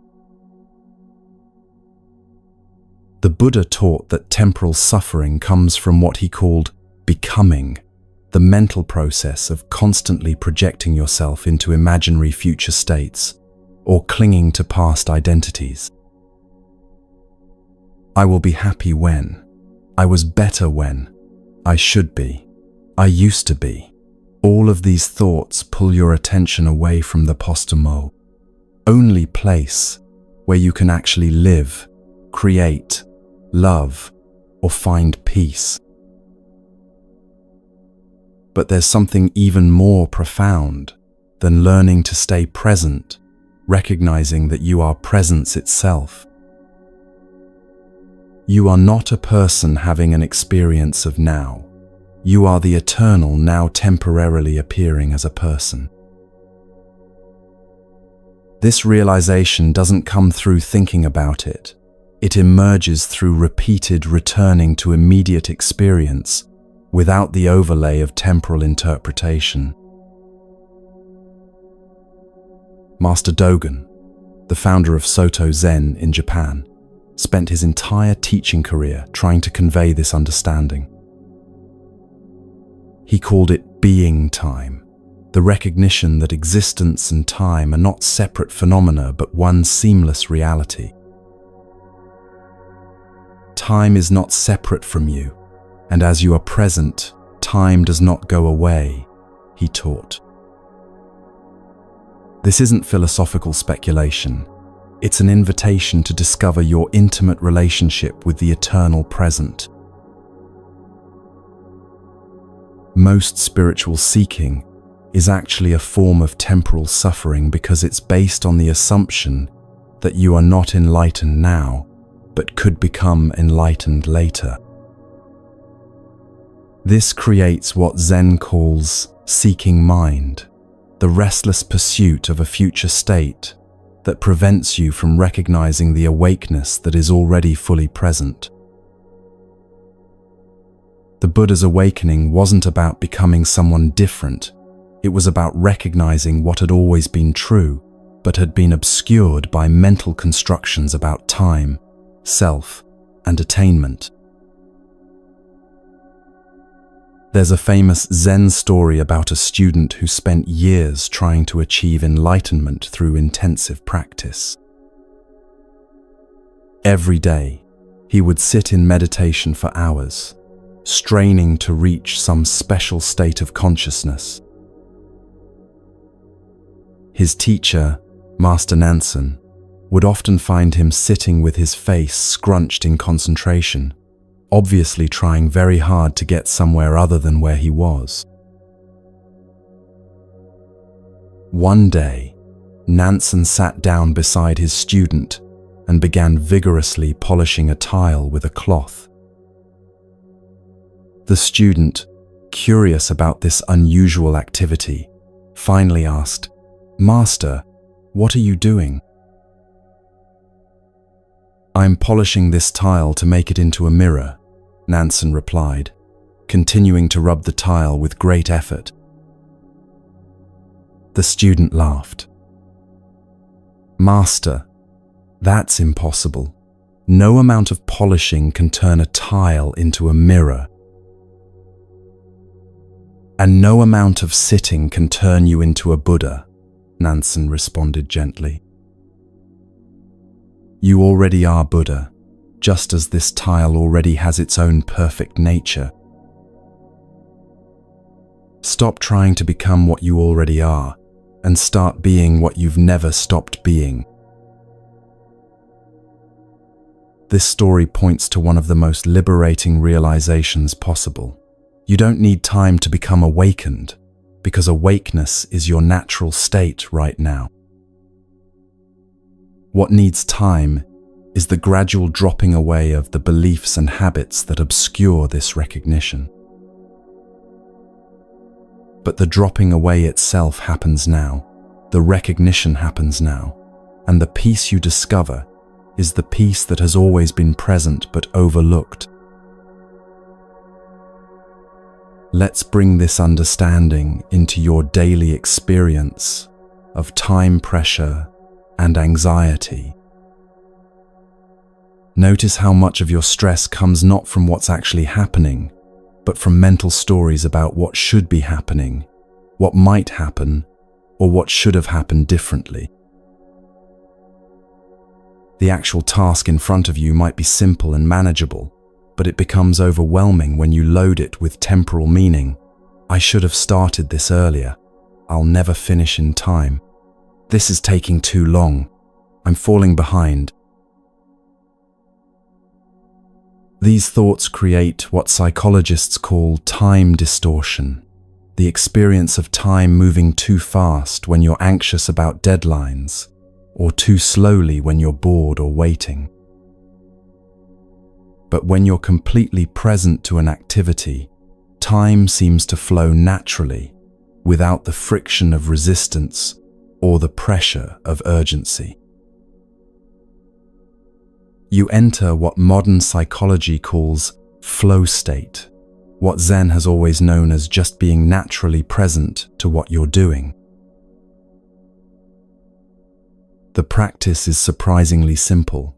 Whenever you notice yourself suffering about time, pause and ask, what is actually happening right now? Not what should be happening, not what you're worried might happen, but what is occurring in this immediate moment. Usually, you'll discover that right now you're fine. Right now, you have what you need to take the next step. Right now, you're not actually behind or ahead. You're simply here, alive, aware, and capable of responding to whatever is present. This doesn't mean becoming irresponsible or ignoring practical time management. It means distinguishing between functional planning and psychological suffering about time. You can make a schedule, set goals, and work toward outcomes while maintaining the understanding that your well-being doesn't depend on any particular temporal result. Master Bankei taught what he called the unborn Buddha mind, the recognition that your essential nature was never born and will never die, existing in a timeless dimension that is always accessible now. He would tell students, "You are already perfect, complete, and lacking nothing. The only thing that needs to change is your belief that you need to become something different in the future." This recognition transforms everything about how you approach change and growth. Instead of trying to become enlightened, healthy, successful, or happy, you discover these qualities as expressions of your true nature that become visible when you stop obscuring them with temporal anxiety. Growth happens naturally when you're present. Healing occurs when you stop fighting what is, and success emerges when you're fully engaged with your current circumstances rather than mentally living in desired future outcomes. But what about legitimate concerns about the future? What about planning, saving money, preparing for challenges? The Buddhist approach doesn't eliminate practical engagement with sequential time. It eliminates suffering about sequential time. You can plan for the future from presence, make decisions from clarity rather than anxiety, and take appropriate action without being driven by temporal compulsion. There was a farmer in ancient China who exemplified this balance perfectly. His neighbors would often comment on how peaceful he seemed despite facing the same seasonal challenges, weather uncertainties, and economic pressures that made them constantly anxious. When asked about his secret, the farmer would say, "I plant seeds when it's planting season, tend crops when it's tending season, and harvest when it's harvest season. I don't plant seeds while worrying about the harvest, and I don't harvest while regretting how I planted." Each season has its own work and its own completion. This farmer understood what the Buddha called right action in right time, engaging fully with what each moment requires, without mental interference from other moments. He could plan ahead without anxiety because his planning was based on practical wisdom rather than fearful projection. He could learn from past seasons without regret because he understood that each season's choices were made with the information and circumstances available at that time. The deepest freedom from time anxiety comes with the recognition that you are not actually moving through time. Time is moving through you. You are the eternal witness of temporal experience, the unchanging awareness in which all change occurs. This awareness has never been young or old, never been behind schedule or ahead of schedule, never been running out of time or having too much time. It simply is, timelessly present to whatever temporal experience is arising. When you rest in this understanding, you can engage with time-based activities without being enslaved by time-based thinking. You meet deadlines without deadline anxiety. You age without aging anxiety. You face an uncertain future without future anxiety.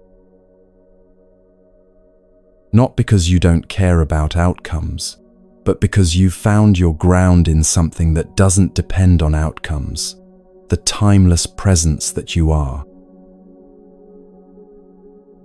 Master Yunmen was once asked, "What is Buddha?"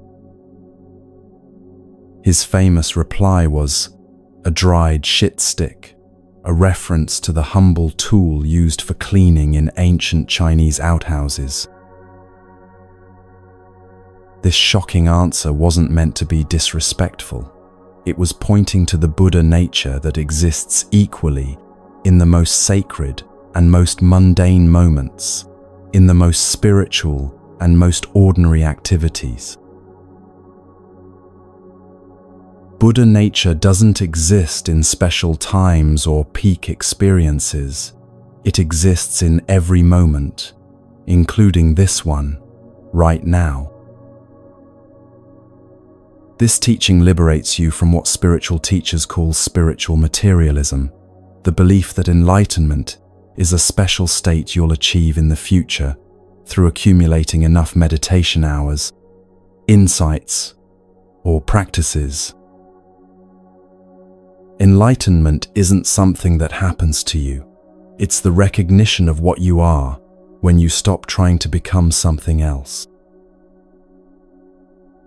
As we continue deeper into this exploration of Buddhist wisdom, take a moment to notice what's actually happening right now. Not what you think about what's happening, not what it means for the future, not how it compares to the past, just the immediate reality of sounds, sensations, breath, awareness. This is your life. Not the story about your life, not the problems to be solved or goals to be achieved. This immediate aliveness is what you've been seeking all along. The Buddha's last words reportedly were, "All conditioned things pass away. Strive on with awareness." But this striving is not effort toward a future goal. It's the natural expression of awareness that is already complete, already whole, already free. It's the effortless effort of being fully present to whatever is arising, without the mental commentary that creates temporal suffering. Tomorrow, you'll have opportunities to practice this liberation from time's grip. When you notice yourself rushing, pause and ask where you're trying to get to that isn't here. When you feel behind schedule, remember that you can only ever be where you are. When anxiety about the future arises, return to the breath that is happening now, the feet that are touching the ground now, the awareness that is present now.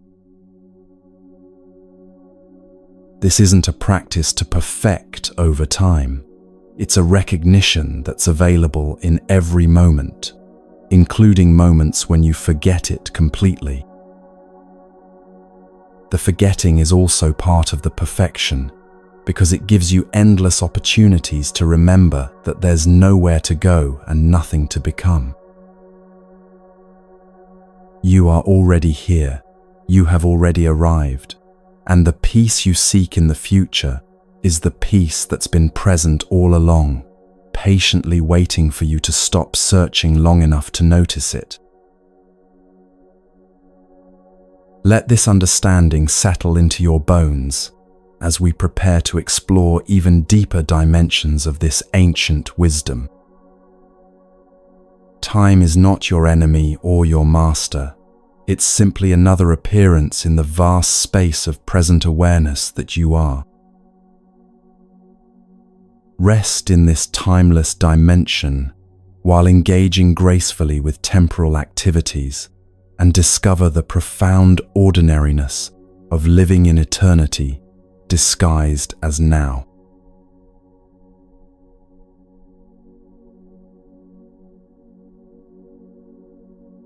There's a love you've been searching for your entire life, and it has nothing to do with finding the right person, achieving the perfect relationship, or finally feeling worthy of affection. This love doesn't depend on being loved back, doesn't diminish when it's not reciprocated, and doesn't disappear when the object of your affection changes or leaves. It's the love that the Buddha discovered when he realized that the heart's natural state is not grasping or needing, but an unconditional warmth that flows freely toward all beings, simply because that's what love does when it's not twisted by fear. Most of what we call love is actually attachment wearing love's mask. Attachment says, "I love you because you make me feel good about myself." Love says, "I want you to be happy, even if that happiness doesn't include me." Attachment needs the other person to stay the same forever so it can feel secure. Love celebrates the other person's growth, even when that growth leads them away from us. Attachment is about getting. Love is about giving. Attachment creates suffering when it's threatened. Love creates joy simply by existing. Understanding this difference will change everything about how you approach relationships, but more importantly, it will transform your relationship with yourself. Because the same clinging, needing, and conditional acceptance you bring to others is the same energy you use to torture yourself with self-judgment, perfectionism, and the exhausting effort to become someone worthy of love. In the mountains of Tibet, there lived a nun named Ani Parchen, who spent 30 years caring for a leper colony. The people she served had been abandoned by their families, rejected by society, and were dying slow, painful deaths in complete isolation. Every day, Ani Parchen would clean their wounds, prepare their food, and sit with them as they faced their fears about death. Visitors to the colony were always struck by the joy that radiated from both the nun and the patients, not the forced cheerfulness of denial, but the deep contentment that comes from being truly seen and accepted exactly as you are. One day, a wealthy merchant came to the colony, hoping to make a large donation, and was shocked by what he witnessed. Instead of the grim suffering he expected, he found Ani Parchen laughing with a man whose face was severely disfigured, gently teasing him about his terrible jokes while carefully bandaging his lesions. The merchant watched as she moved from person to person, bringing the same quality of complete presence and genuine affection to each one, regardless of how advanced their illness or how difficult their personality. "Sister," the merchant finally asked, "how can you love these people so freely? They can give you nothing in return. No status, no wealth, no comfort. Many of them are bitter and angry from their suffering. Some are not even grateful for your care. What sustains this love when there's nothing to be gained from it?" Arni Parchin smiled with such radiance that the merchant felt his heart crack open. "You misunderstand the nature of love," she said gently. "I don't love them to get something from them. I love them because love is what I am when I'm not protecting myself from life. These beautiful beings give me the greatest gift possible. They let me discover that my heart is not a small, needy thing that requires feeding, but a vast space that becomes fuller the more it gives away. I am not loving them. Love is expressing itself through me when I stop blocking it with fear. This is the essence of what Buddhists call metta, loving, kindness that flows without conditions, without agenda, without the need for reciprocation. Metta is not an emotion you generate or a feeling you try to manufacture. It's the natural radiance of the heart when it's not contracted by attachment, aversion, or the belief that love is a limited resource that must be carefully rationed. The practice of metta traditionally begins with yourself, and this is where most people discover how conditional their self-love really is. Try this right now. Place your hand on your heart and say, "May I be happy, may I be peaceful, may I be free from suffering." Notice what happens in your mind.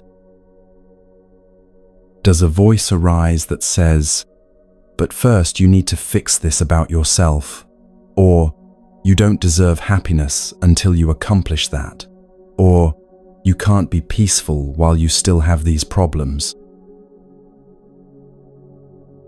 These voices reveal the conditional nature of your relationship with yourself, the ways you withhold love, acceptance, and kindness from yourself until you meet some imaginary standard of worthiness. But metta doesn't wait for worthiness because it recognizes that your fundamental nature is already worthy of love, not because of what you've done or achieved, but because you exist. Your capacity for awareness, for feeling, for connection, this is inherently precious and deserving of kindness, regardless of your mistakes, limitations, or areas of growth. Master Huineng, the sixth patriarch of Zen, taught that the Buddha nature, the capacity for love, wisdom, and awakening, is equally present in all beings, like the sun that shines on saints and sinners alike. In the Buddha nature, he said, there is no difference between the enlightened master and the suffering beginner, between the generous and the selfish, between the pure and the impure. All are expressions of the same fundamental awareness, temporarily forgetting their true nature, but never losing it. This understanding revolutionizes how you love others, because you stop trying to love them into being different and start loving them as expressions of this same Buddha nature that might be temporarily obscured, but is never absent. The person who hurt you, the family member who disappoints you, the stranger who annoys you, they all carry this same essential goodness, even when their behavior doesn't reflect it. But let's be practical about this. How do you love someone who has caused you pain without being naive about their behavior? How do you maintain healthy boundaries while keeping your heart open? How do you love freely without losing yourself in codependency or people-pleasing? There was a woman named Sarah whose adult son struggled with severe addiction. For years, she had swung between enabling his destructive behavior out of love and cutting him off completely out of frustration. Neither approach helped him heal, and both left her feeling like she was either betraying her maternal love or betraying her own well-being. Everything changed when Sarah learned to distinguish between loving her son and being attached to specific outcomes for him.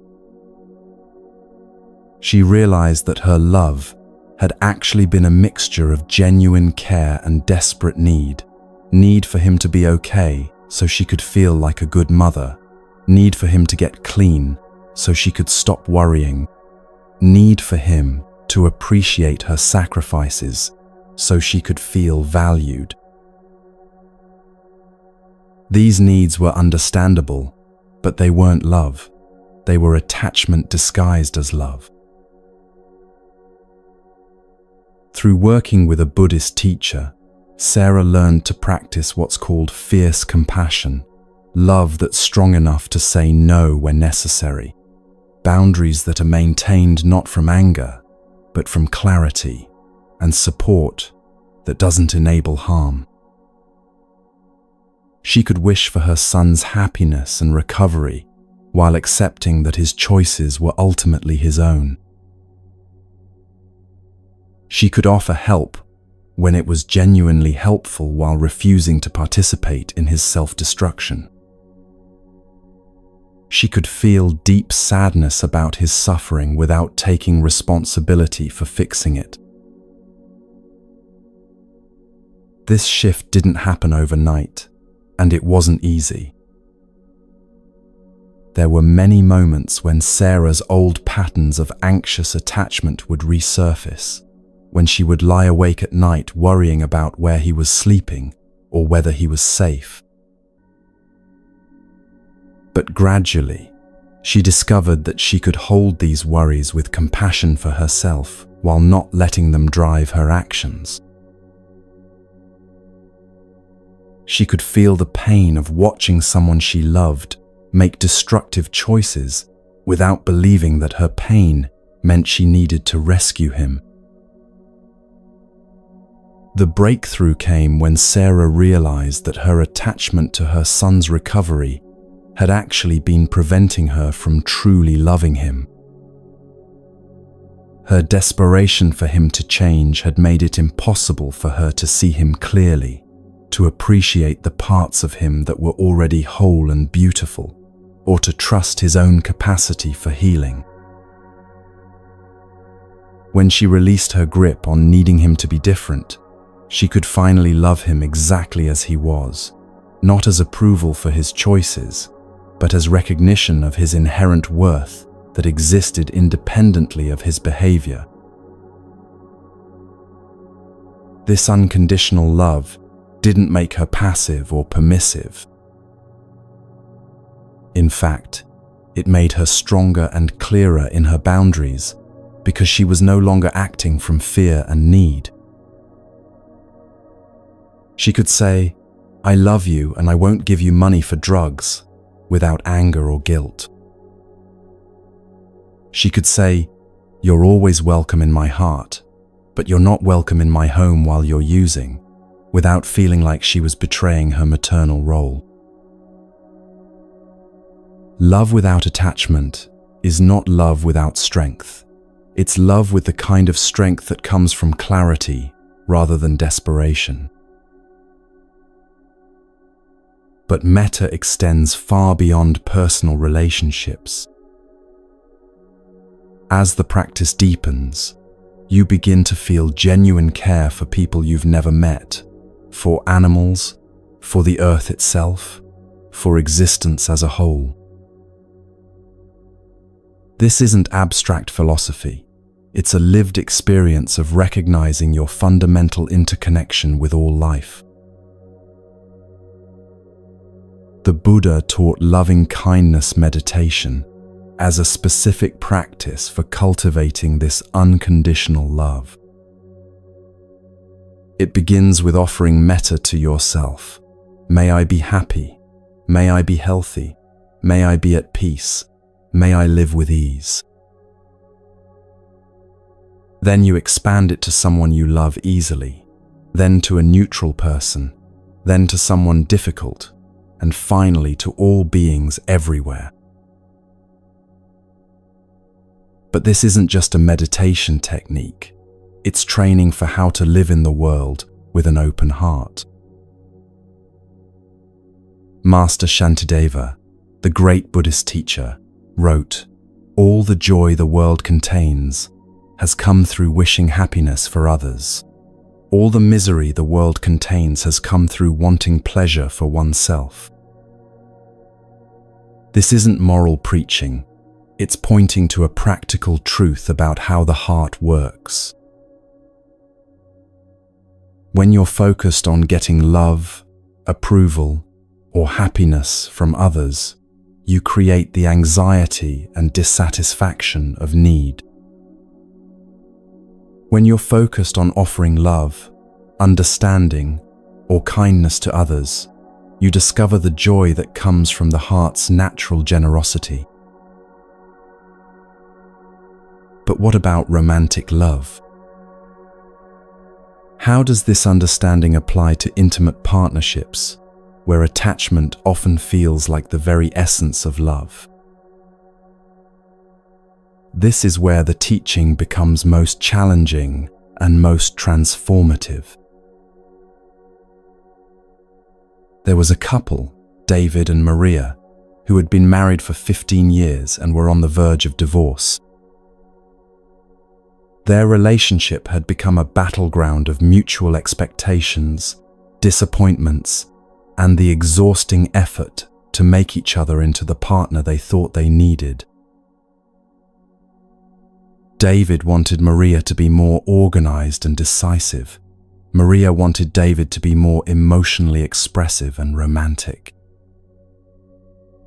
Both were convinced that they would be happy if only the other person would change. In desperation, they attended a retreat on Buddhist approaches to relationships. The teacher, an elderly monk who had counseled couples for decades, listened to their complaints and then asked a simple question: which of you is willing to love the person sitting beside you exactly as they are right now, without needing them to be different? Both David and Maria immediately protested. "But if I accept him exactly as he is, he'll never grow or change," Maria said. "If I stop expecting her to be more organized, our whole life will fall apart," David added. They couldn't see that their constant pressure for change was actually preventing the natural growth that occurs when people feel truly accepted. The monk smiled gently. "You have been trying to love each other conditionally for 15 years. How has that worked?" The question hung in the air as both partners recognized the futility of their approach. Their conditional love had created a relationship where both people felt constantly judged, never quite good enough, and defensive about their authentic selves. Over the course of the retreat, David and Maria learned to distinguish between loving each other and being attached to each other. Love wanted the other person to be genuinely happy, even if that happiness looked different from what they had imagined.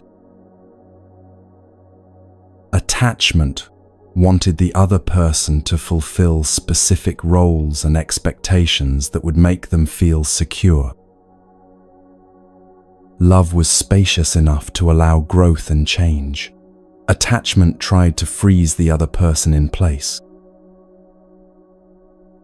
Love brought out the best in both partners.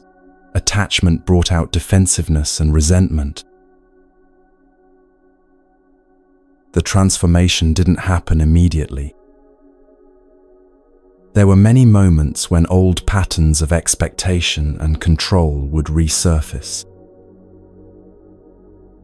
But gradually, as each partner experienced what it felt like to be loved without conditions, they began to relax into their authentic selves.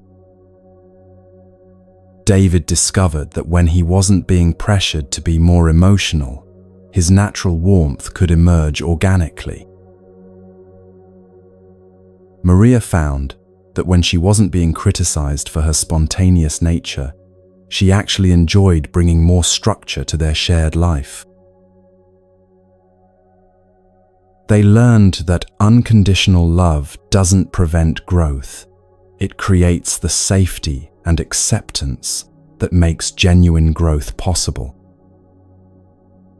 When you're not constantly defending yourself against judgment, you have energy available for actually changing the things about yourself that you want to change. When you're not trying to manage someone else's opinion of you, you can focus on becoming more authentically yourself. But perhaps the most profound discovery was that loving without attachment actually deepened their intimacy rather than threatening it. When neither partner was trying to possess or control the other, they could meet as two free beings, choosing to share their lives, rather than two needy people, using each other to fill internal voids. Their love became a gift they offered each other, rather than a debt they demanded from each other. This principle extends to all relationships, with friends, family members, colleagues, and even strangers. When you love without attachment, you create space for others to be authentic, to make mistakes, to grow at their own pace, and to surprise you with their depth and beauty. You stop taking their behavior personally because you understand that their actions reflect their own level of understanding and inner state, not their feelings about you.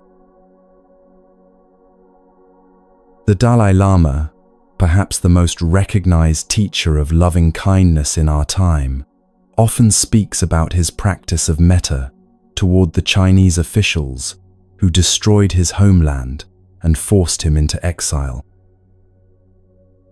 When asked how he can feel genuine compassion for people who have caused such suffering, he explains that his enemies are his greatest teachers because they give him opportunities to practice unconditional love in the most challenging circumstances. If I only loved people who were kind to me, he says, my love would be conditional and limited. But when I can feel genuine care for those who have hurt me, I discover that love is not dependent on external conditions. It's an expression of my own Buddha nature that grows stronger through practice. This doesn't mean he condones harmful actions or fails to work for justice.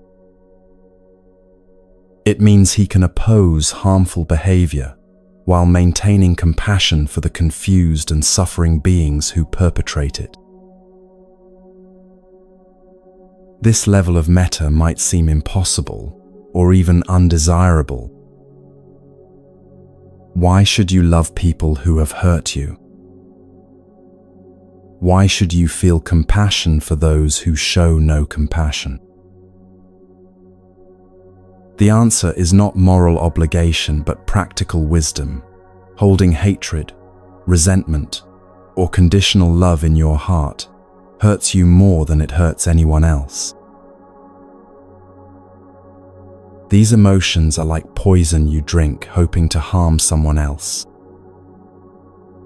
Unconditional love is the antidote that frees you from the prison of reactive emotions while creating the possibility for healing and transformation in all your relationships. But loving without attachment also means being willing to let go when letting go serves the highest good. Sometimes the most loving thing you can do is end a relationship that has become harmful, set boundaries with someone who is being abusive, or allow someone to experience the consequences of their choices without trying to rescue them. This kind of love requires tremendous courage because it means acting from wisdom rather than from need, from clarity rather than from fear of being alone. There's a story about Master Ijo, a Zen monk who deeply loved his teacher, Master Dogen. When Dogen became seriously ill, Ijo devoted himself completely to caring for his beloved master, barely sleeping or eating in his dedication to nursing him back to health. As Dogen's condition worsened, Ijo became desperate, praying fervently for his teacher's recovery and clinging to every small sign of improvement.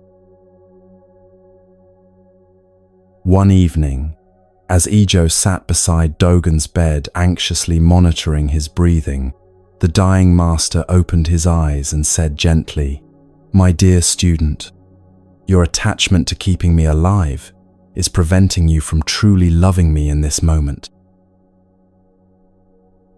Can you love me enough to let me die peacefully?" These words shattered Ijo's heart, not with despair but with understanding. He realized that his desperate clinging to his teacher's life was actually a form of selfishness, born from his own need rather than from care for his master's well-being. In that moment, Ijo's love transformed from attachment to pure metta. He could feel profound gratitude for all the years of teaching he had received, deep sadness at the approaching loss, and complete acceptance of the natural process of death. Dogen died peacefully that night, and Ijo reported that he had never felt more connected to his teacher than in that moment of complete letting go. "I discovered," he later said, "that love doesn't disappear when you stop clinging. It becomes infinite. When I released my grip on keeping him with me, I found that his essence was already inseparable from my own heart." This is the ultimate freedom that comes from loving without chains. You discover that what you've been seeking in others, the sense of being whole, worthy, and at peace, was never dependent on their presence, behavior, or feelings toward you. It's your own fundamental nature, temporarily obscured by the belief that love is something you get rather than something you are. As you practice metta in your daily life, you might notice that it feels unnatural or even frightening at first. Your mind, conditioned to protect itself through judgment, comparison, and conditional acceptance, might resist the vulnerability of loving without guarantees. This resistance is normal and even sacred. It shows you exactly where your heart has been defended and gives you opportunities to practice courage. Start small. Begin with offering genuine kindness to yourself when you make mistakes, to your pets who love you unconditionally anyway, to strangers in line at the grocery store who have nothing to do with your personal dramas. Notice how it feels to wish someone well without needing anything from them in return.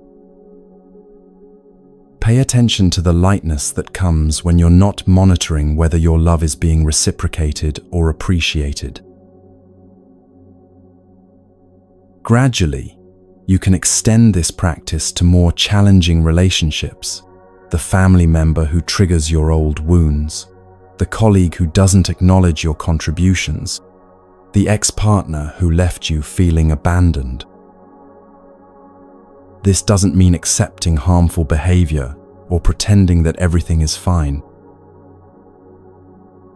It means recognizing that your well-being and inner peace don't depend on these people changing, apologizing, or loving you back. The Buddha taught that metta is both the path and the destination. As you practice loving without conditions, you discover that unconditional love is your true nature. You don't have to become more loving.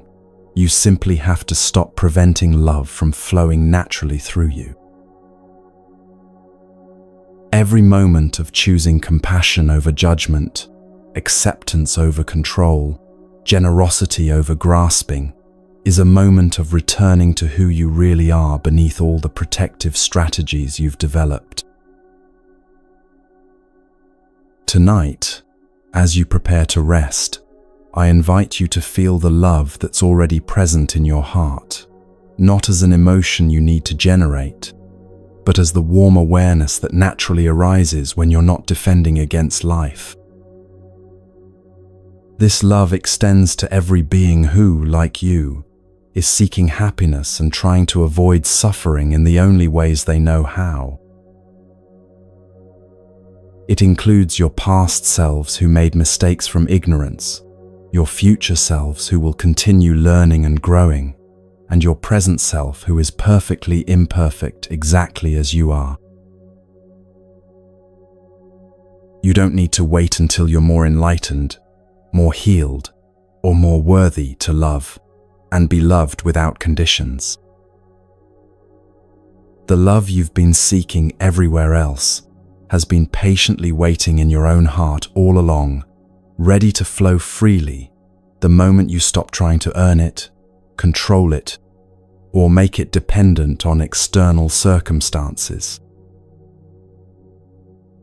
This is your birthright, your true nature, and the source of the deepest joy possible, not because you've found the perfect person or situation to love, but because you've discovered that you are love itself, temporarily playing at being a separate person, learning how to give and receive what you've never actually lacked. Rest in this knowing as we prepare for the final part of our journey together. Let your heart be as spacious as the sky, as warm as sunlight, as generous as the ocean that gives and receives all rivers without being diminished or overwhelmed. This is the love that needs no chains because it recognizes no separation, the love that asks for nothing because it lacks nothing, the love that transforms everything simply by being what it has always been, the very essence of your awakened heart.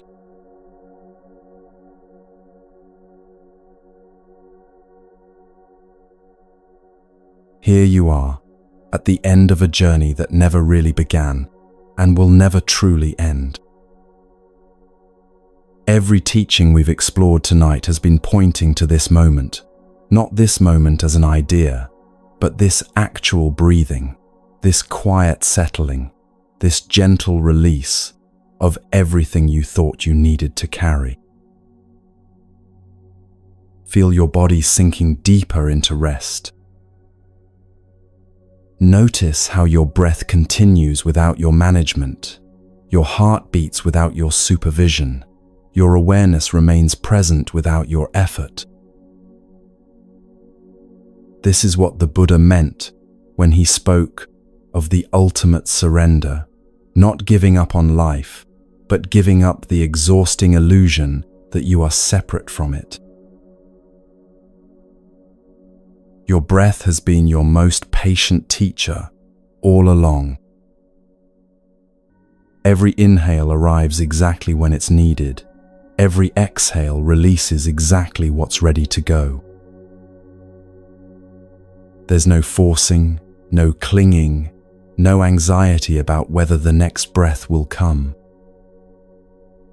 This is how life wants to live through you, naturally, effortlessly, with the same wisdom that guides the seasons and the tides.